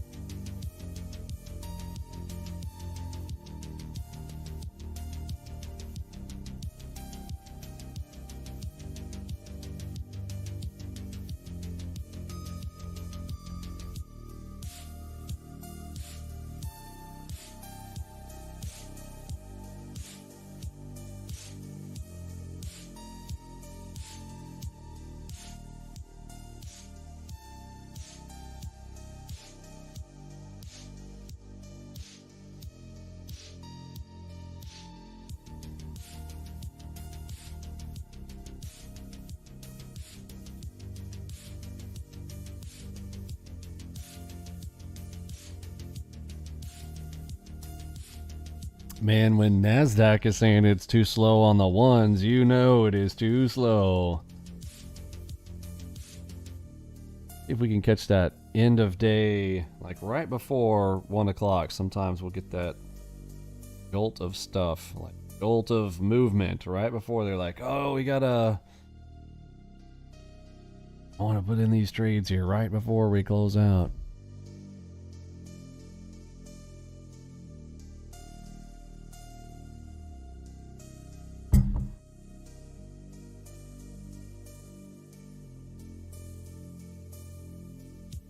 if we can catch that frenzy in the final hour. We've got about 9 minutes till the final hour there. On a half-day holiday in the markets.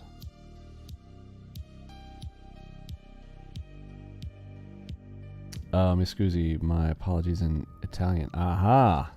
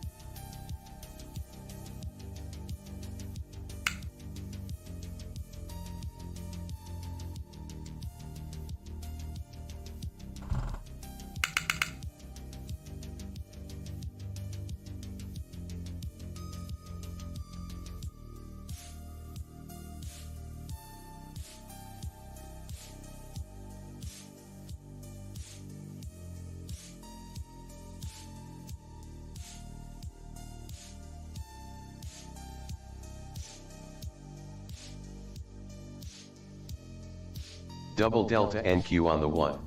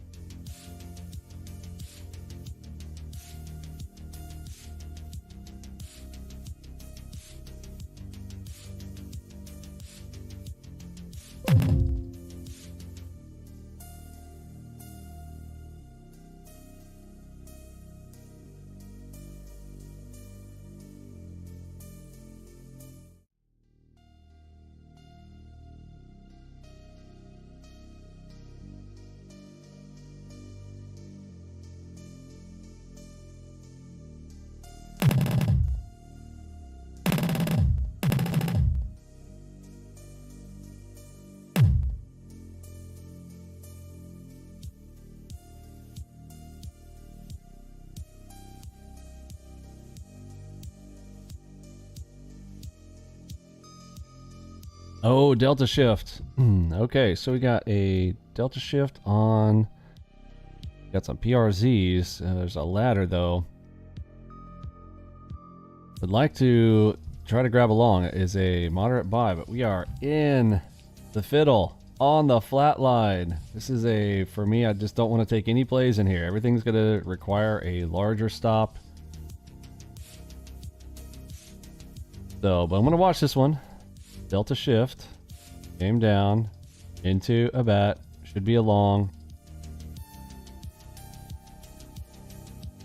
Nerd is green. Oh shoot, I got you guys on the wrong screen. Hold on. Bottom left.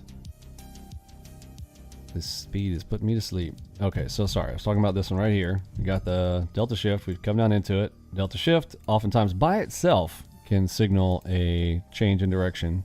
So delta shift into a PRZ. So super PRZ long. It is with the moderate buy. Would want to do that, but this is the worst place to take plays for me. When we've just, now it's not necessarily like if we have already been in it a while, it's not the worst. But when we have just arrived, and let's see if you guys understand what I mean by just arrived. We have been outside the fiddle zone.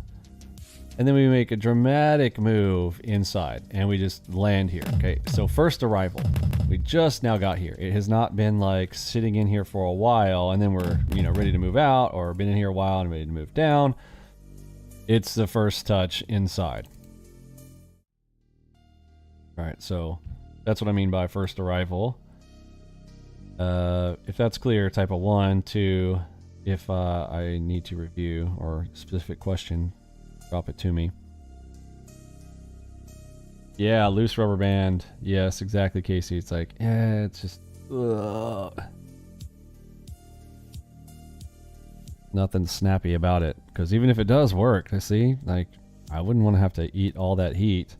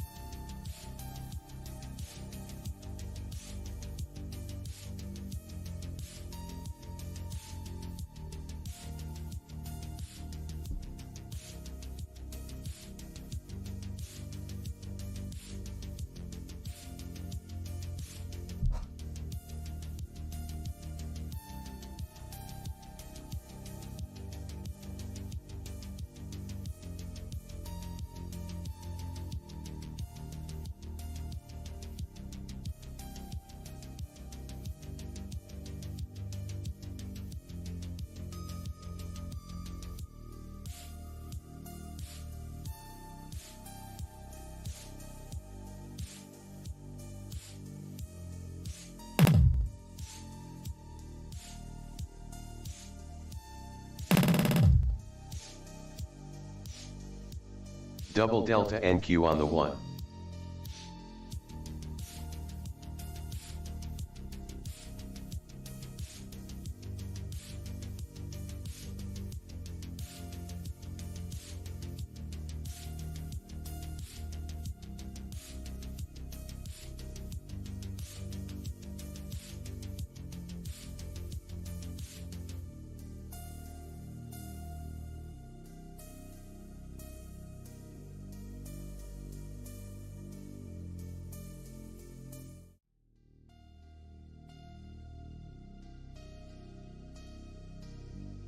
J hook short NQ on the 1.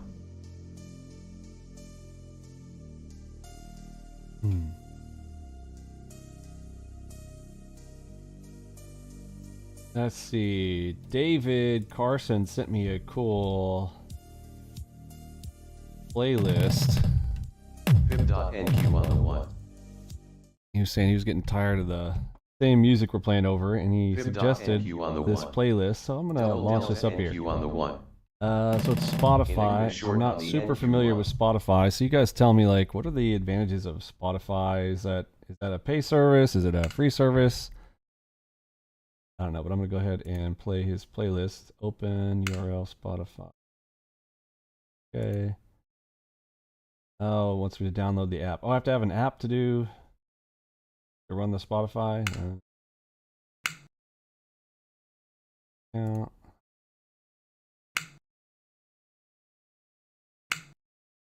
Okay.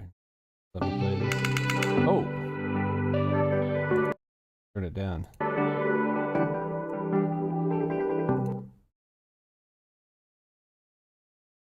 Fib.NQ on the 1. Where's the volume? There it is. Way down here, bottom right. Okay, got it.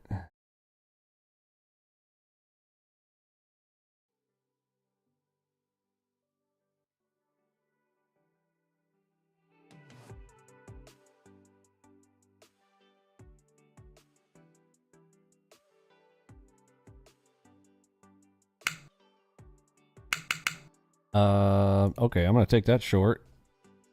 So I got a headshot short here with a hit counter, please. Got a confluence dot short with Enigma. Target filled. Target's filled. If it's gonna get me target 2 or not. Target filled. Target 2. All right. Target's acquired. Okay, so Delta Shift Enigma, let it go in there. Again, weird spot here because we're in the flat. But, you know, all that confluence on that spot, yeah, I'll give it a shot. So, where does your stop go on a scenario like that? So, for us, we have some pretty straightforward visual stop types.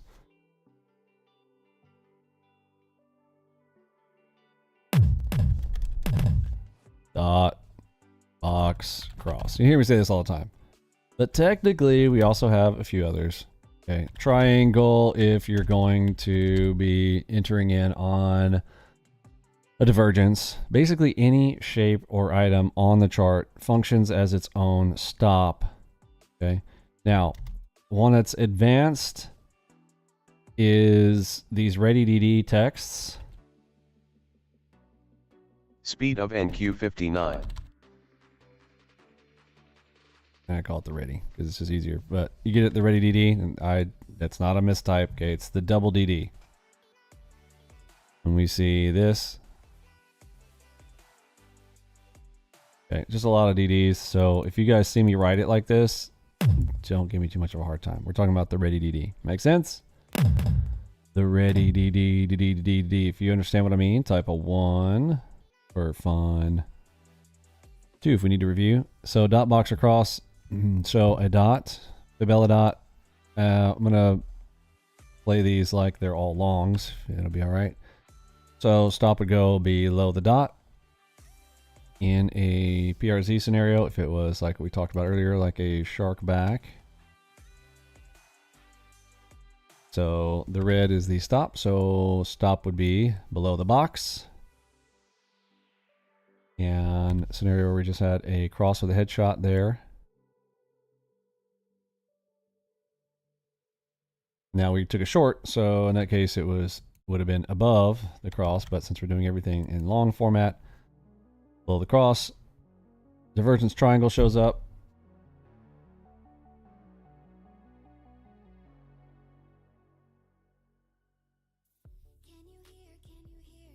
And stop would go under triangle. On a ready DD, let's see if we can.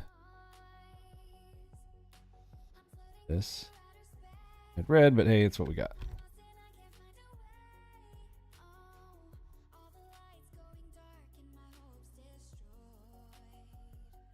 So you got some long text like this. Stop is literally going to go under it like. And so these tend to be, these are the riskier plays because there's a lot of risk. Okay, like it could take all of that. So be careful of these. This is advanced. Any of the super stuff. But remember, that is because what these are calling are higher time frames. Okay, so if you're like, oh, it's a higher risk, well, it's because, remember, we're basically trying to anticipate a higher time frame turning. So maybe down your size, toe in the water, and remember, you can work on this skill of adding to position to get larger as the play comes with you. I like to use the Dr. Seuss.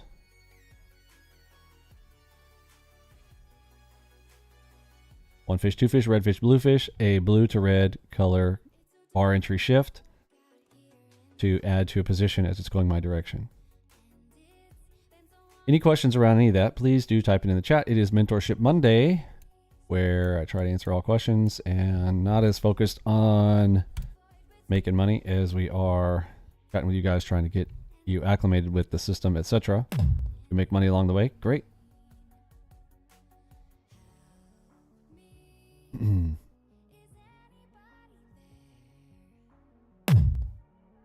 Fib.NQ on the 1.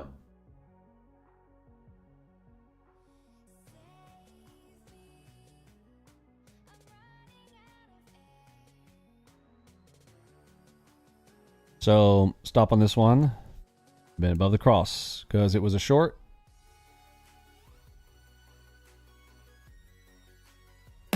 And then we got the play. Decent play. Ends up giving some extra coin.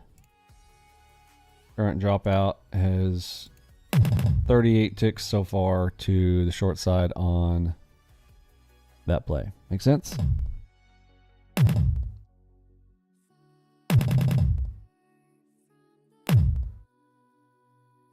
Let's check back where we're at on that Titanic zone.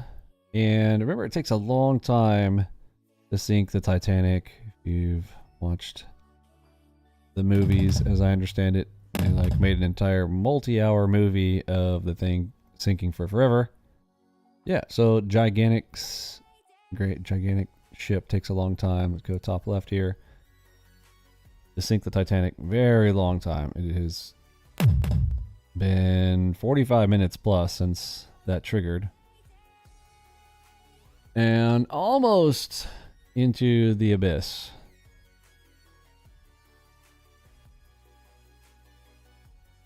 Which, as you recall, is our target. Now, oftentimes these are my 100 tick plays. Yeah, so to the bottom of that, 109 ticks. So if you've seen me catch those 100 tick plays, these are my 100 tick plays. Harder on a super slow holiday, but again, what plays out. Again, very nice. But easier said than done when it's this slow psychologically. So let's talk about the psychology module that we briefly touched on. Bottom left. Now some people actually do better in slow. I do not.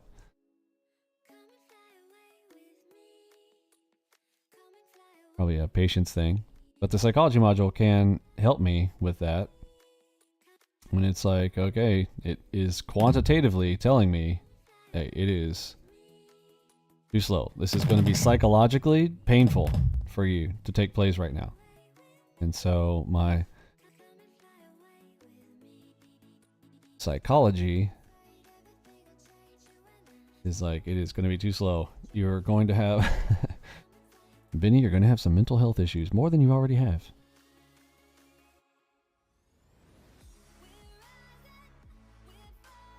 Hey, Gardy. Hey, thanks for dropping by and saying hello. Yeah, hadn't seen AB once. It's those holiday days, and it's hardly moving at all. So yeah, we're going all the way to NQ1s today just to try to find some movement.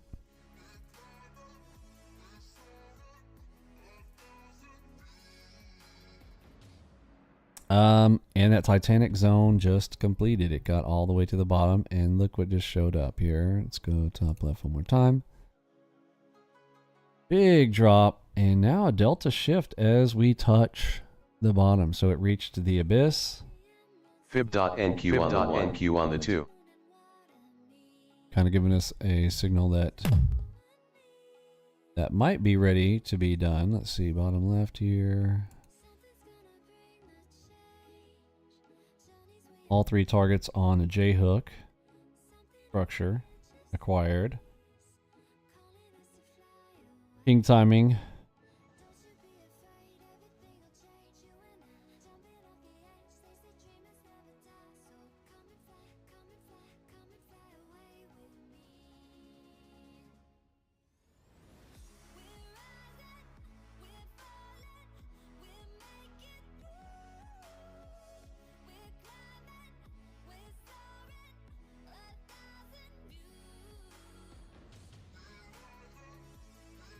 Okay, so it is 12:09. About 51 minutes to the closure today. It is a holiday, and we are just having some chats trying to do some teaching training for new folks. Great time to hop in on a Monday. Got to do Mentorship Mondays, beginner stuff, and covering all generalized topics there on a Monday. Friday we try to do advanced level stuff, and full auto, advanced, harder, more difficult topics to cover.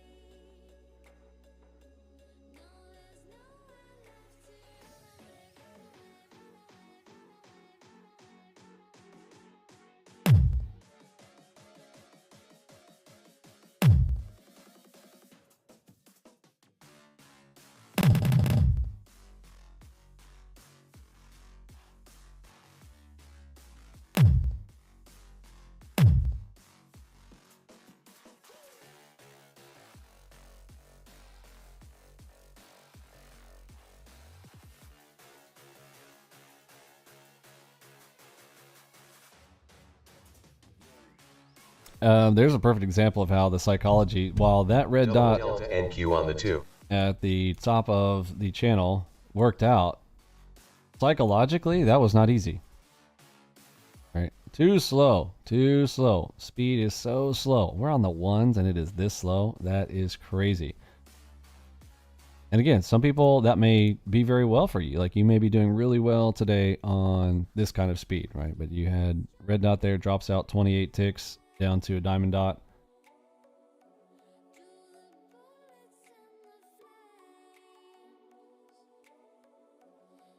I map it immediately, yes. Up to you. I mean, at the end of the day, you could do you, right? You guys, if you're asking me how I do it, but you know, and I'm being nuanced in my response, because you say, should we do this? I cannot tell you how to trade. You do you, okay? But do we map it immediately? I don't know. Do I map it immediately? Yeah, I would want to. I'm not perfect, obviously. Like, I can't do it perfectly every time. But if you watch my live streams, yeah, I see it, identify it, I'll draw it. For me, psychologically, I like to see it. And then I'm usually looking for kind of a trap. You'll hear me say the words, looking for a trap back behind it. Double delta NQ on the 8th.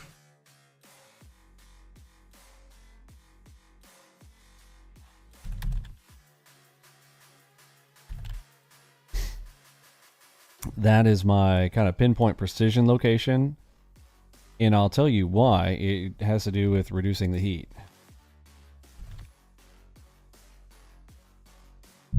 Just from what I have studied of it. Now, you can, if you're a purist, you can just go, okay. So remember how I said if you want to put the stops behind the ready-DD text, so your stop is way, and I say way up here because it is a lot of ticks where this thing signaled is here. So if you're going to play that purely behind the ready-DD, because remember that this is, when you get triple ready-DDs, that is RTOFA. Now it's 3 of them. Remember, that's real-time order flow analysis. It is, but remember, what are the 2 components? Type in the chat. What are the 2 components that I'm looking for a trade? For my best plays, what do I want? I want 2 things. What are those 2 things? And this will hopefully drive it into your mind as well. If you're watching this later on, what are the 2 things?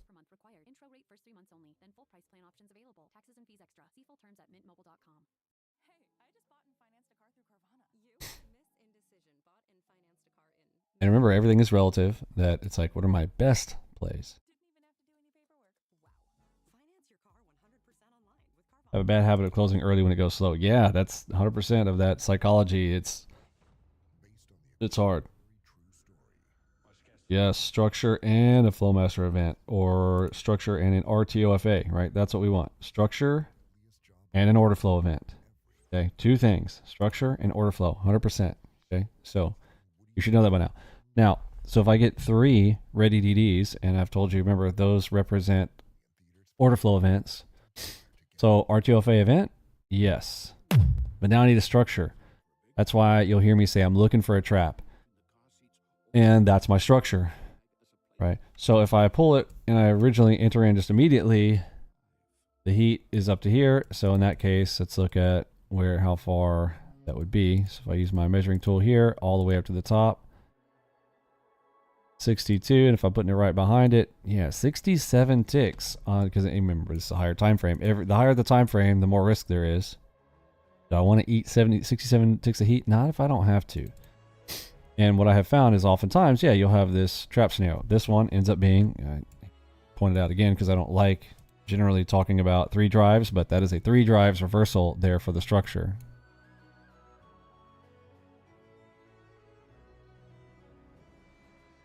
So 3 drives ends up being the trap back behind it, and we get the dropout. Now on the lower time frame, we got an HMD on the lower time frame. It was just hard psychologically because of the speed, and I did not take that. But the amount of heat I take off of that, that's minus 23 ticks.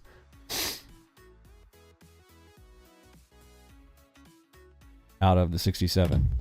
So it starts to reduce the amount of risk if I wait for plays back here. However, remember my reward, I'm looking for a 100 tick drop on this scenario. Now look, if these come on a lower time frame, it's not always 100 ticks, so make sure you understand that. Like, just, oh, Vinny says it's 100 ticks. I'm giving the ballpark. Approximately, almost every one of these I have seen, yes, in general, it's about 100 ticks to the low. Oftentimes 100 to 150. But there have been times when, there was one the other day that showed up and it was only like 47 ticks.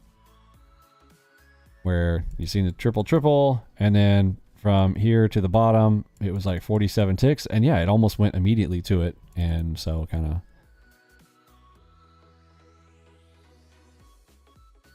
That's what I'm saying. It takes practice, and people think, oh, you know, I watched the one video and I went through the trainings. I do exactly this, and it's every single time.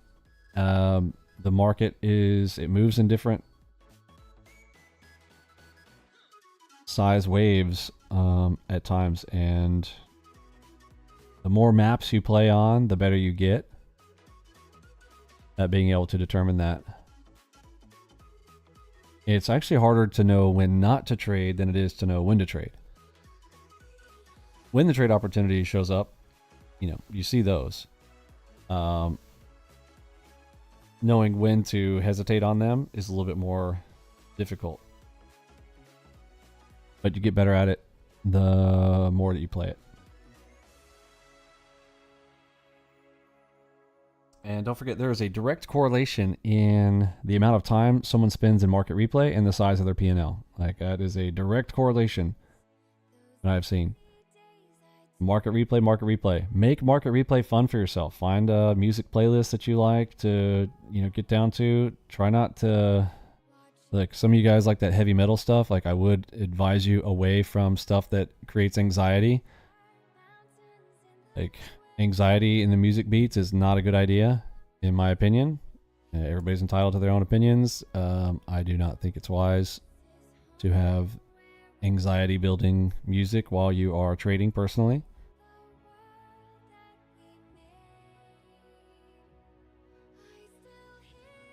But I've definitely seen people who do, and I'm like, oh, cringe.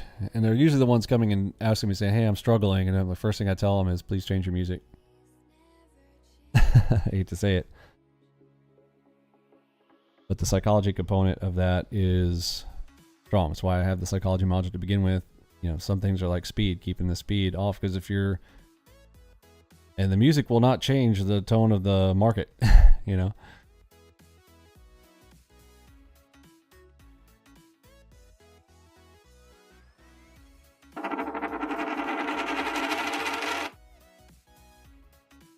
Chill Music Lab on YT is good. Ah, I'd love to hear that.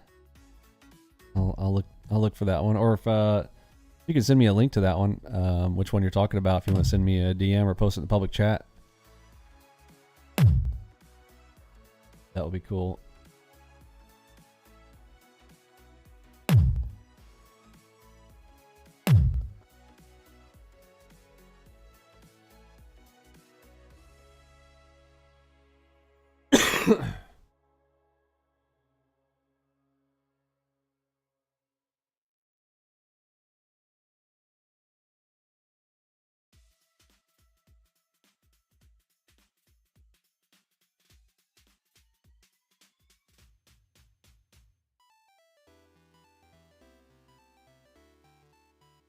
You sent it? Thank you, Brian.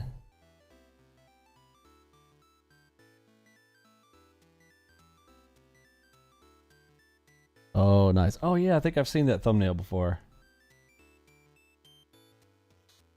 What's that actor's name? It's on that thumbnail. I always forget his name. In that Limitless Pill movie. He's been in a bunch of others, I guess.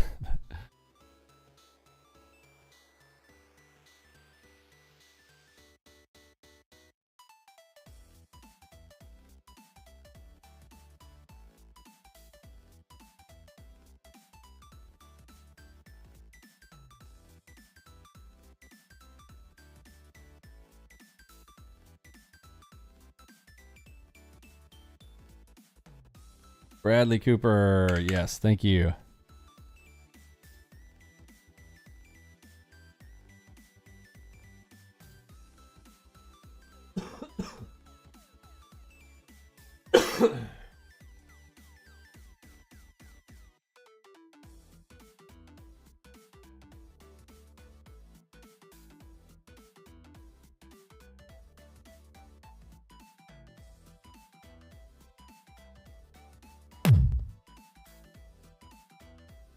Ooh, happiness frequencies. What can I learn from this? Serotonin, dopamine, endorphin, release music, release negativity, and measuring brain wave. The happiness frequencies.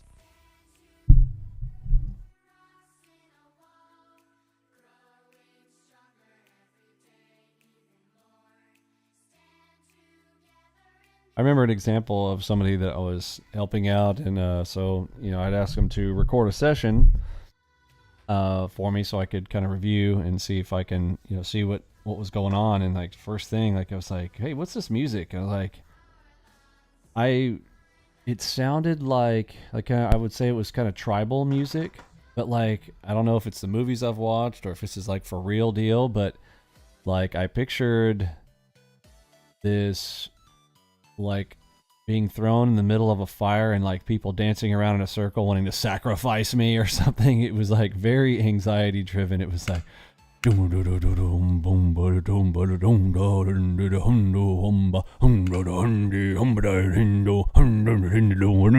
like, dude, this guy's about to eat me. I'm like, I don't there's enough fear and greed in the market already, and then to have the music be sitting there like, I'm gonna eat you, don't God, gonna get to eat you, gonna taste like a barbecue sandwich. I was like, nah, dude. Like, how do you listen to this? Don't listen to this. Step one.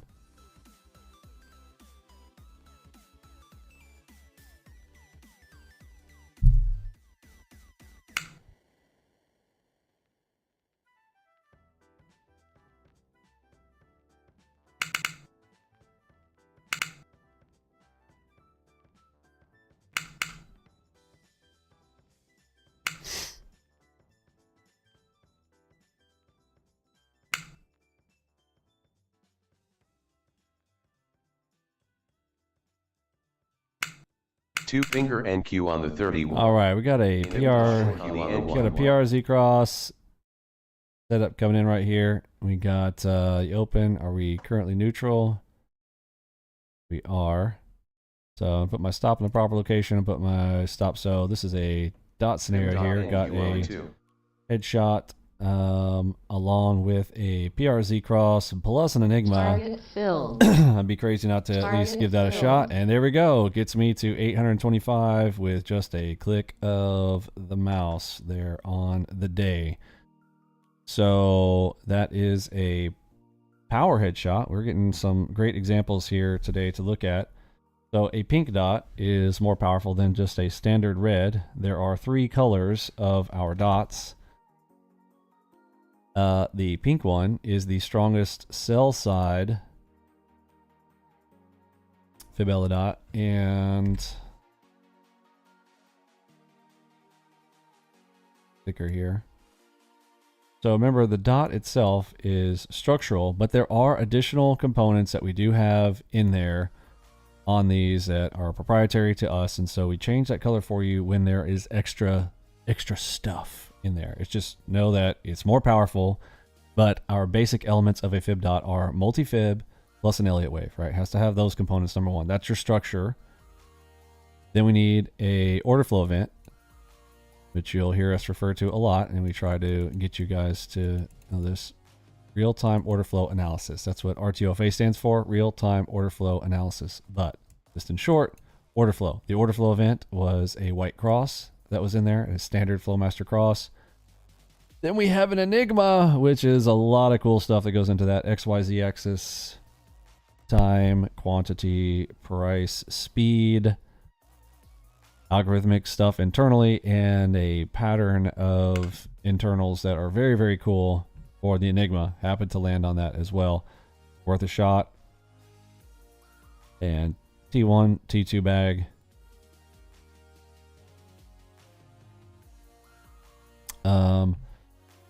So we're inside the fiddle zone, so no surprise it's not super snappy, going straight to its target inside the fiddle zone. We'll buy a little bit there and waiting for any moment to see us get perhaps one of those little arrows to show up there in the fiddle zone area.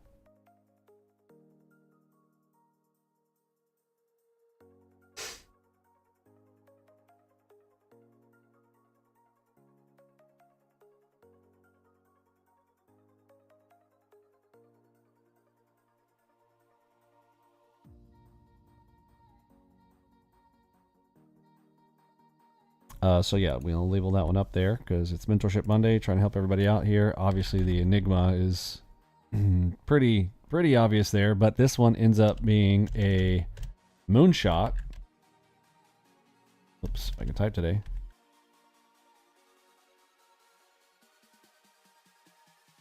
Moonshot plus a power headshot.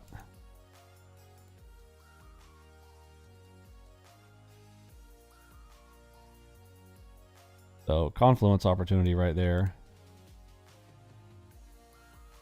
So the entry name is there. But now remember, order of operations that you'll learn as you're going through a training program of, well, where are we at on the nerd? Nerd is technically neutral. It's not, we don't have red, so I can't hold through runners on that as a, I'm saying I can't. Like there's nothing that says you can't do, but standard operating procedure, and I say SOPs and standard operating procedures because rules are not really meant to be broken. People say it all the time, oh, rules are meant to be broken. No, they're not. Standard operating procedures, though, you have a standard operating procedure, but those can be overridden based on context. And that's basically the name of our game, is basing your how long you're going to hold something and what the market's currently doing. Like right now, it's super slow. So psychologically, not the easiest to hold either right now. And I don't have the higher time frame components with me from the nerd because it has been green side the entire morning. Not a single red. It's like 4:30 a.m. if you're going all the way back. That's why I like to have the history of the MacV Ultimate to look back on. But it's been green side all day. And yes, we did come all the way down to the bottom of the Titanic zone on the higher time frame. So we got the Titanic zone all the way to the bottom, full 109 ticks there. But, you know, now it's done. You know, that was fun, but now it's done. And who knows? Like, we don't know. We could turn back up here. And it is a holiday. So it's going to be a half day in the market. Market closes up here in about 32 minutes.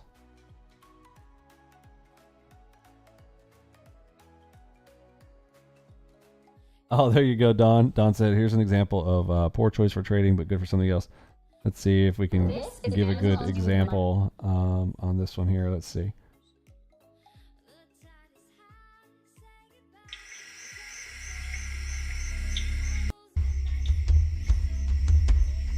Yeah, this gives me anxiety, right? And look, it looks like it might sound, oh, it's cool. It's cool. It's eerie, spooky. Last thing I want the market's doing is like spooking me. But this sounds like scary music. It says meditative mind, and maybe it is, but I don't know, man. I just feel like something's about to eat me. Yeah, but this is a perfect example. Like, I don't think this is what I want to do.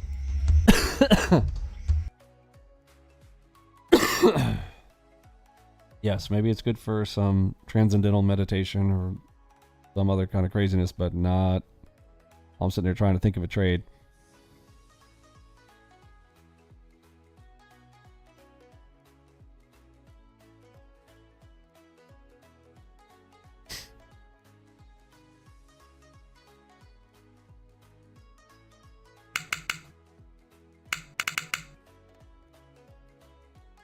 Okay, we're coming into a king timing. So let's talk about those. We haven't hit on that topic yet here today. So on king timing, what exactly is king timing? So if you're going through our videos and you'll come across this SMLK, and it'll say SMLK timing lines. So SMLK is an acronym, stands for small, medium, large, king size.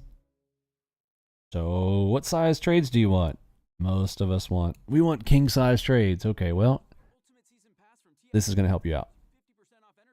So the pink, this kind of correlates with our colors. Anything that is pink or blue is going to generally be more powerful than a standard green or red, right? Green, red, you know the deal. Like green is up, red is down. Blue is the correlation with green, and pink is the correlation with red. So the most powerful plays coming on these. Now, I can't have all four of these lines, but if you go into your templates, you can adjust these, and we've got a video on that. So I currently have mine set to pretty light opacity on my vertical timing lines here, but that pink vertical line tells me, whoops, way off there. So that pink vertical line is going, here's your king timing line, higher time frame area there that might be ready to go. So something, if a play setup shows up here on king timing, we may have a larger play on our hands versus something that may come earlier than that, which would be a small or medium. Here's a good number, 100 million. That's how many data points LifeLock monitors every second. If And our system is drawing that out for you, keeping track of the higher time frame stuff for you. Now, I'm not just taking a timing event by itself, but there are correlations. You'll see like a king delta. If we had a delta king, I don't see anything large here that can initiate something here for us. But if we get a play set up, I would like to see it land on a king, and that's where I'm looking for something maybe more than a T1, T2. I might be holding out a runner because I've got a great timing entry. And you'll see a lot of great pivot point turns land on those king timings if you kind of do a historical on it, if you want to increase the number of SMLKs. So currently I have mine set to 2. So you see how that just redrew one out in front of me? Finger NQ on the 31. I have mine set to, I'll do 2 sets right now. But you want to set like, I don't know, 100 of them to look back to the left, doing your own back test on those and see how many correlate to great pivot turns. You'll see how those can be useful.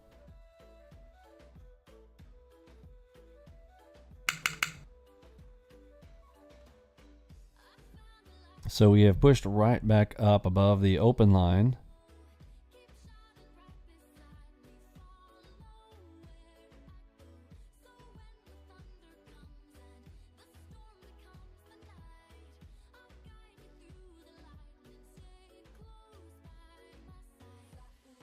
At 27 minutes till the holiday close today. 1 o'clock p.m. Eastern Standard Time.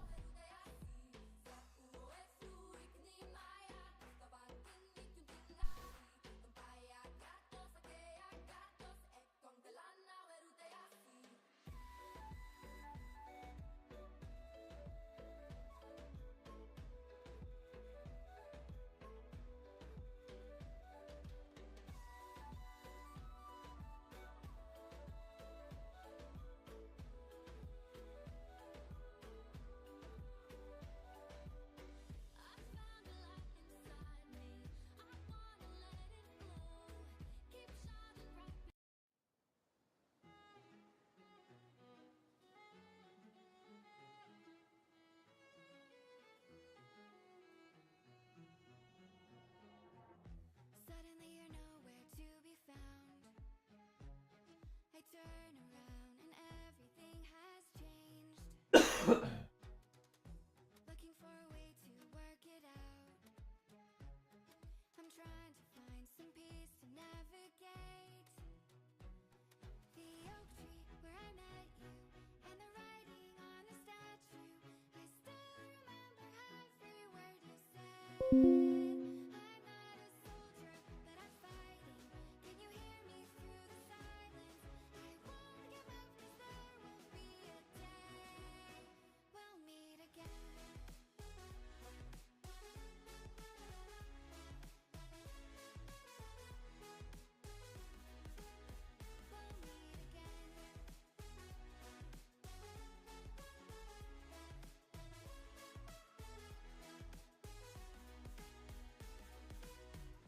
Everything we wanted turned to gold.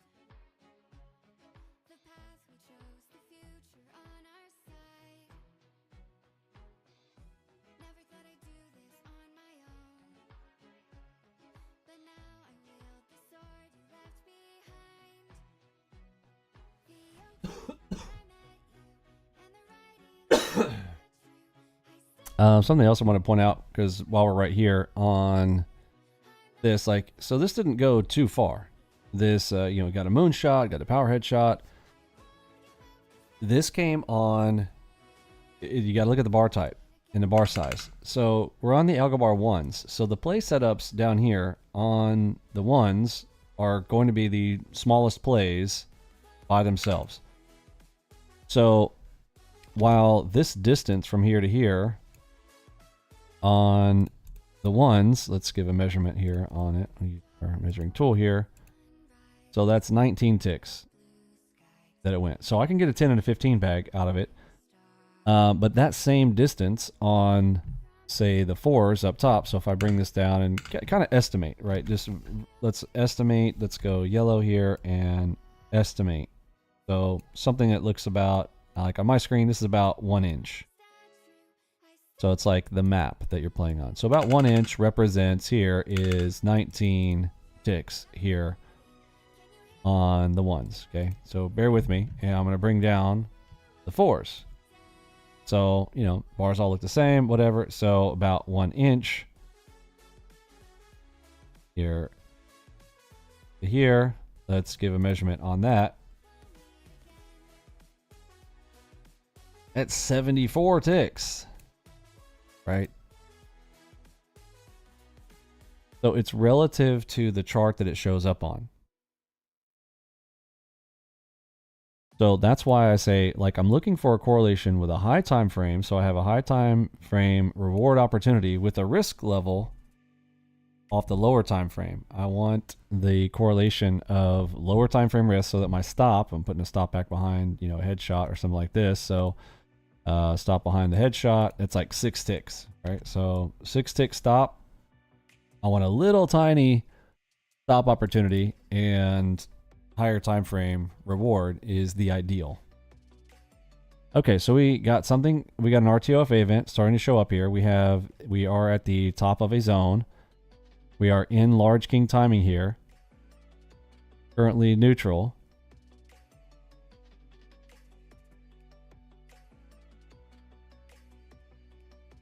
Potential turn down here. Yes, relative scale. Precisely, Don.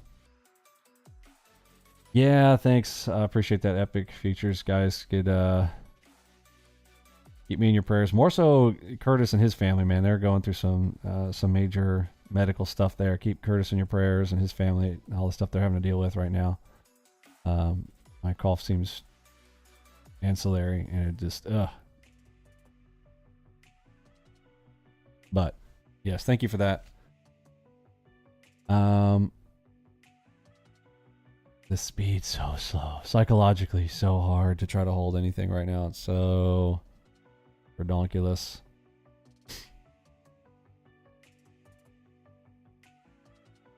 So you do have 2 things here. It's on the ones. Can I get a target 1, target 2? Hopefully. Here we go. Now, this is where I'll use this. So here comes king timing. If we get a king timing turn, I may grab this short as we hit that king timing line.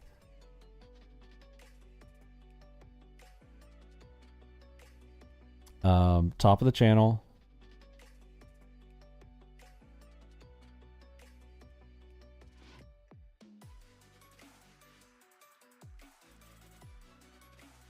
See where we're at in the fiddle. Oof. Okay. Here we're actually getting one of those green arrows, so we might actually be looking for a long right here, come to think of it. So let's see if we can get a long play set up here. We are currently moderate buy, so rather than trying to get short right here, let's see with this arrow if we can get a long. I need a play set up. Green dots, an Enigma long. In fact, I'm going to arm longs, and I'm going to click on semi-auto. I want to take the next play here, and I'll go quantity 2. All right, so if an Enigma shows up, I want it to immediately enter me in. Does everybody understand what I'm doing with that? Type of 1, if you know what I'm saying, and why I turned on semi-auto right there, or 2 if you do not.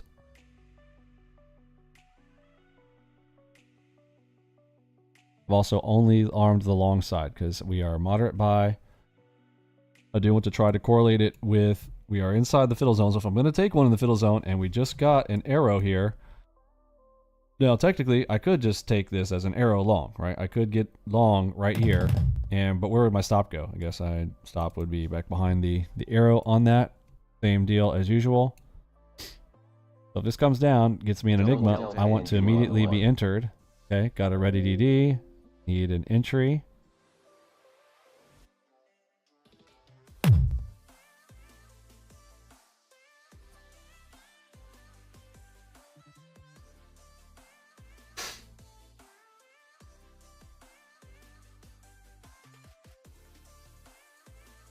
I may toe in the water here. Oh, I just got snapped. Wow, that was a terrible entry. I got slipped hard.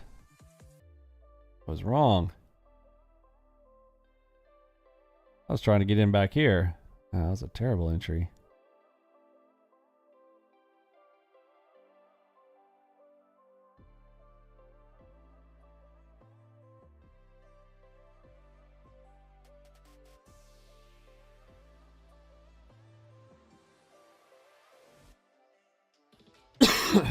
Okay, so if I'm going to get in on that, so my stop is behind the ready DD there.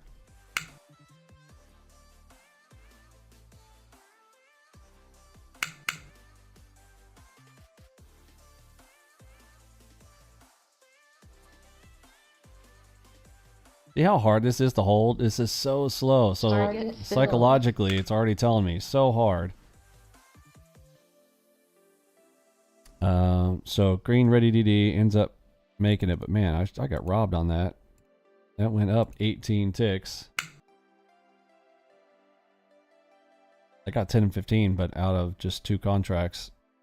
Could have been more than that, but so that is taking a play inside of the fiddle zone with the arrow.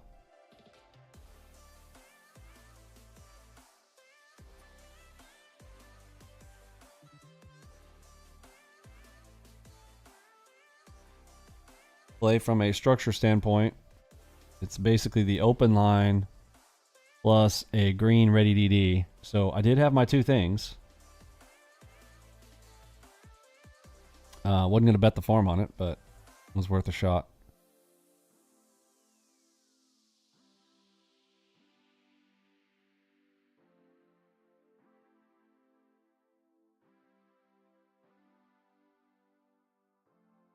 And mainly because of the direction of the nerd, right? We are 3 out of 4 nerds, and that's what these are mean. We talked earlier today. Neutral means we got 2 nerds short, 2 nerds long, right? And so when we pop 1 over, now we have 3. 3 out of the 4 are long side.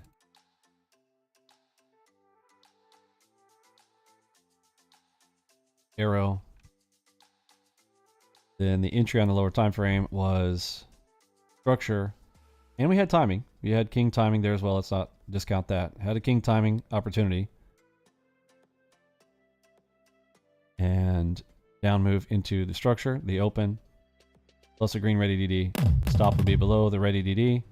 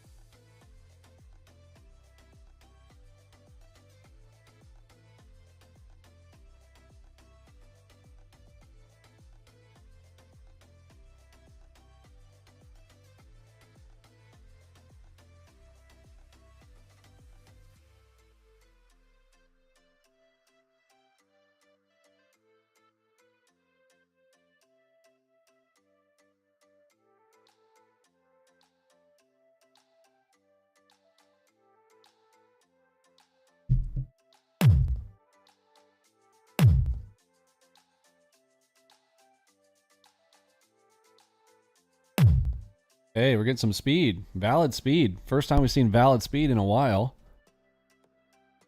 Okay, so let me put my size here. 12:45. So we got 15 minutes. Actually 46. So we have 14 minutes to the close here. So let's see if we get some of that activity here. Speed of NQ85. Alongside. Okay. Not as interested anymore. We actually now have a red arrow that just showed up here. So we got that whole, where we talked earlier, recency is key. So which one is valid here? Pop quiz. Type red or green in the chat. What's my current bias? Red or green? Type the color in the chat based on what we learned earlier today. Or reinforced if you've been around a while. It's Mentorship Monday. Let's reinforce the things you already know or don't know.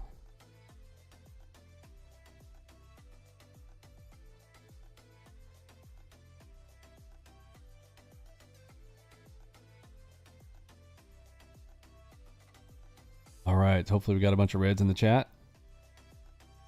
Yes, we do. Red. And now what's the rule? Pop quiz. Here we go. What is the mental rule? What is the phrase that goes along with it in your mind that you should hear me saying in your mind? If you're asking yourself, do I go red or green? What helps you? What's the memory peg phrase that I've taught you? The more advanced one, but you need to lock both of them in. Today's the day. You're locking it in, baby. Today, it's locked in. What is the phrase? Give you a hint. It is a 3-word phrase. Ryan Reynolds here from Mint Mobile.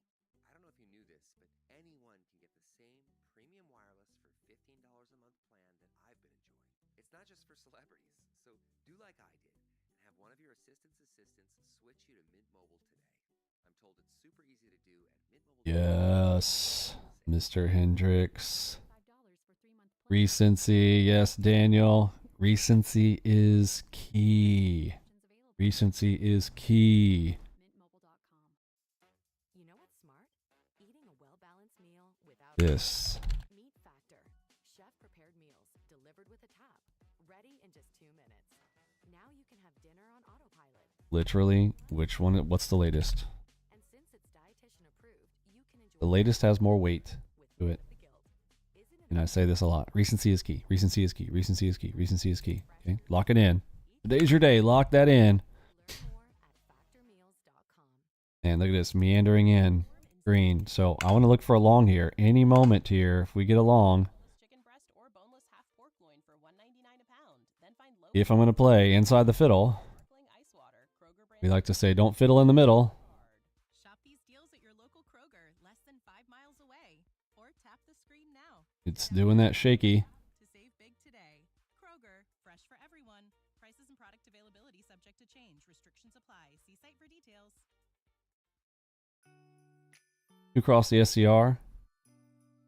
This one's not an SCR if you're talking about these. So an SCR, let me draw out what an SCR would normally look like. Why is this not an SCR reversal?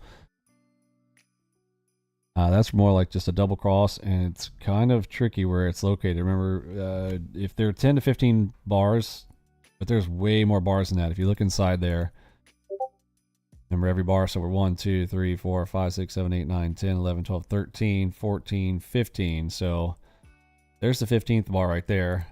There's a lot more than that. 16, 17, 18, 19, 20, 21, 22, 23, 24, 25, 26, 27, 28, 29, 30, 31, 32, 33, 34, 35, 36, 37, 38, 39, 40.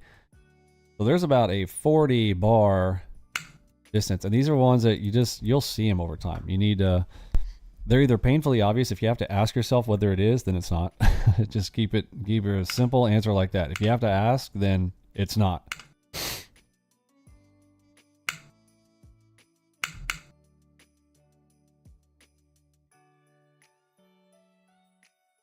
But what an SCR would normally look like.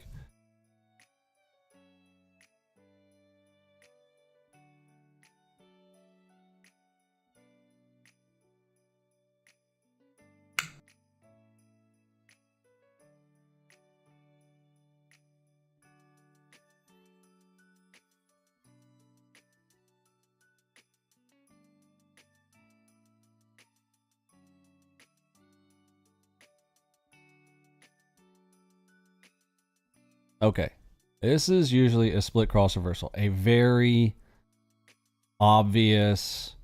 There are two crosses that show up, usually a straight leg in between, and I say usually, okay, but DC, the key, you on the one. like visually looking at this, and you see two crosses, and they are visually distant from one another. Like a split cross. Looks like they're split up. Like they should be friends. They should be hanging out together, but there's like this big distance in between them. And generally this move from here to here is pretty quick. Remember, I'm talking about the long side one. It also works the other direction as well. And the SCR, you'll see us type this in the chat, SCR, stands for split cross reversal. It's two split crosses, and I want to basically reverse and take a play down this way. Oftentimes, I can get target 1 in the middle of the cross, target 2, the bottom of the cross, and runners if you know the drill. Order of operations. If the nerd is short in a scenario where I have gone short on this. Where's my stop at? Stop is above the cross, right? Stop above the cross, and I am trying to target one right in the middle of those two crosses. So sometimes, again, sometimes it's a big distance, sometimes it's not. Depends on what bar size, which we talked about relative size earlier. But this is what a split cross reversal looks like.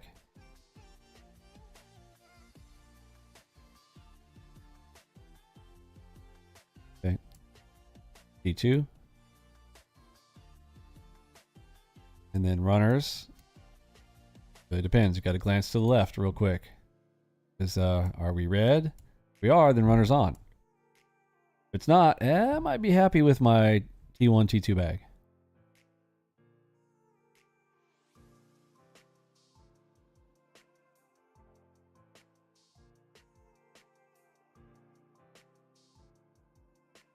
So just see a lot of them.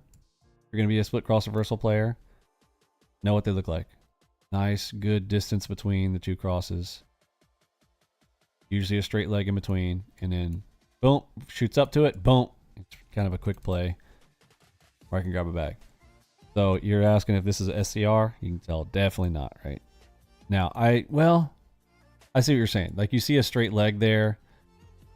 So maybe that's what you're thinking. Now, I can say if that cross was right here,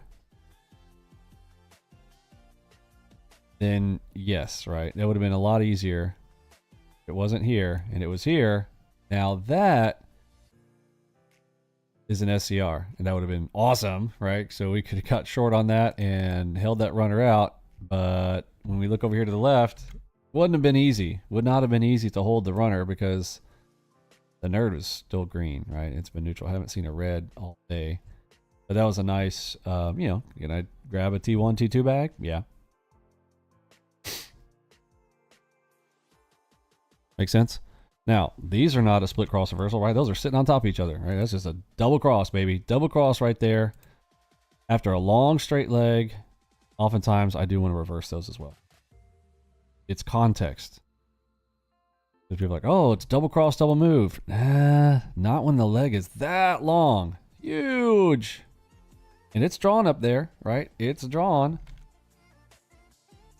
Distance from there to there. Distance from there to there. Double cross, double move would be way up there.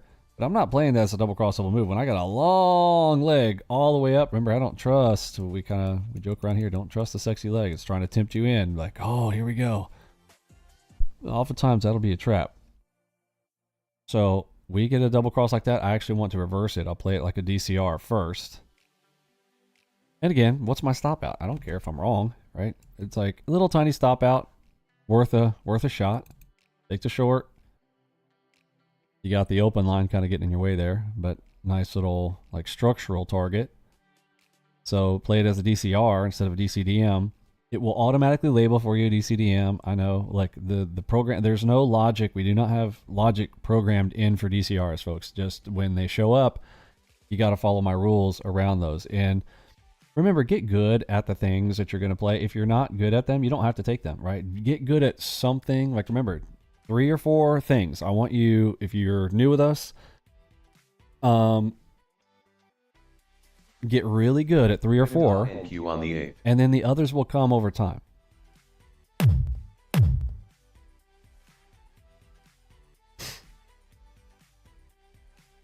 But you really only need to be NQ on the 1. good at 3 or 4 things. Okay, that was a confluence dot right here. I saw that. So this could be a fake down move and a pop-up here. I got my finger over the buy. We're on strong buy here. I could take a confluence dot long right here if that pops back through that. It broke it.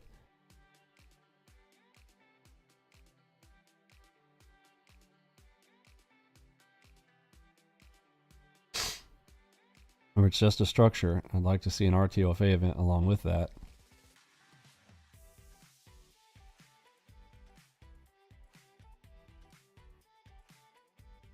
Oh, we got 4 minutes to the close. You know, I should probably be disciplined. Folks, I'm not going to take any plays here. We're 4 minutes till the lockdown point here on a holiday. And we're literally closing at the open. You see this line right here? So they opened here today, and it looks like they're just going to like close it right here today. Like they're not.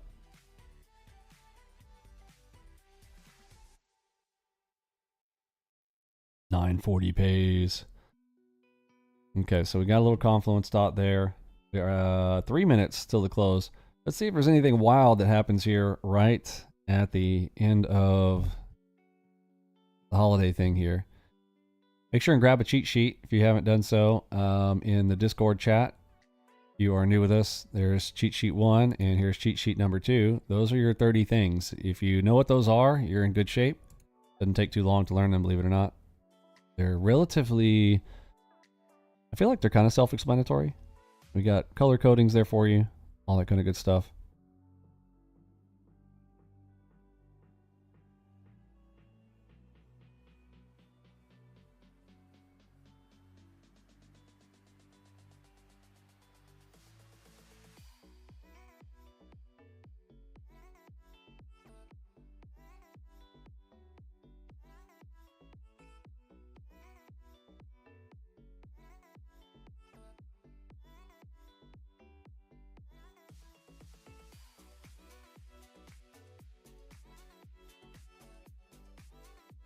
You are new with us going over the things we went over in the chat. You want to get a full kind of glossary of all the stuff we have. If you head over to the documentation section on our website, click on docs at the top. On the left-hand side, there are all the things we talked about and obviously more. Things we didn't hear today, like we didn't have any 4LDTs. DCDM, we just talked about that. Double cross, double moves. We talked about those. We had a cluster on one of those. That was a nice cluster play. Today we had several Enigma plays. We had PRZ crosses. Fib.NQ on the 1. Sharkbacks. We talked about sharkbacks. And there are, if you scroll to the bottom on these sections, most all of these have video training along with them. So if you are kind of getting used to some of the stuff, we had a headshot in there. Where's a headshot? There's headshot on the left. Had a headshot in there. We had an Enigma moonshot today, and those are all there in the documentation as well. Don't forget, you can get rolling with us. There's a discount offer there, $14.97. That will be $17.76 normally to get an entire year of access to all of our goodies. And there's an upgrade path there on the website. If you have any questions around any of that, feel free to schedule a call with us. We'll get you all squared and sorted.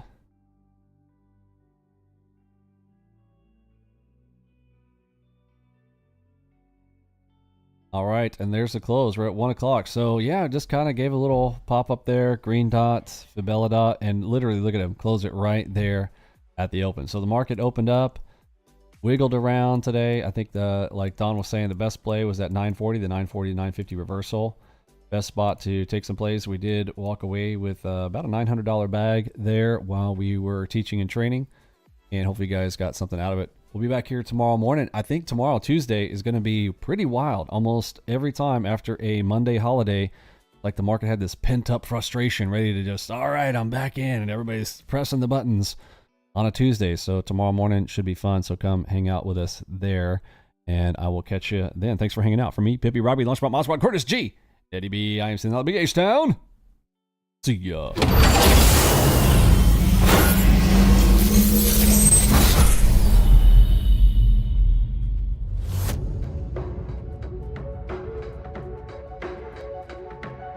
The old adage where, the individual investor doesn't have a chance because the institutional investor has better technology, better information, and, more money and better opportunity, I don't think it's real anymore. I think the edge is on the individual investor because they're small, they're nimble, they can trade, they can use, they have front-end technology. Don't waste your time. Leave the technical analysis to us. You just play the game.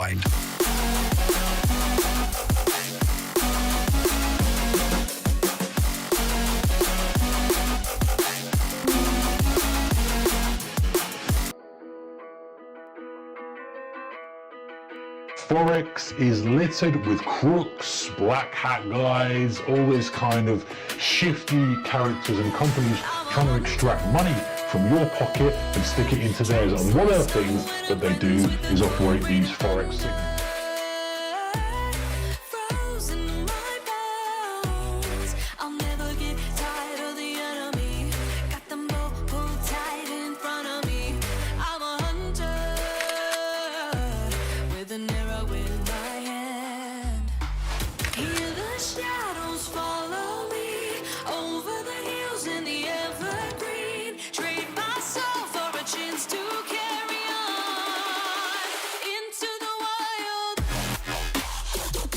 Delta 5 loading. Long, look for long. Harmonic pattern. Pick up. One down on freeze. Order filled. Target filled.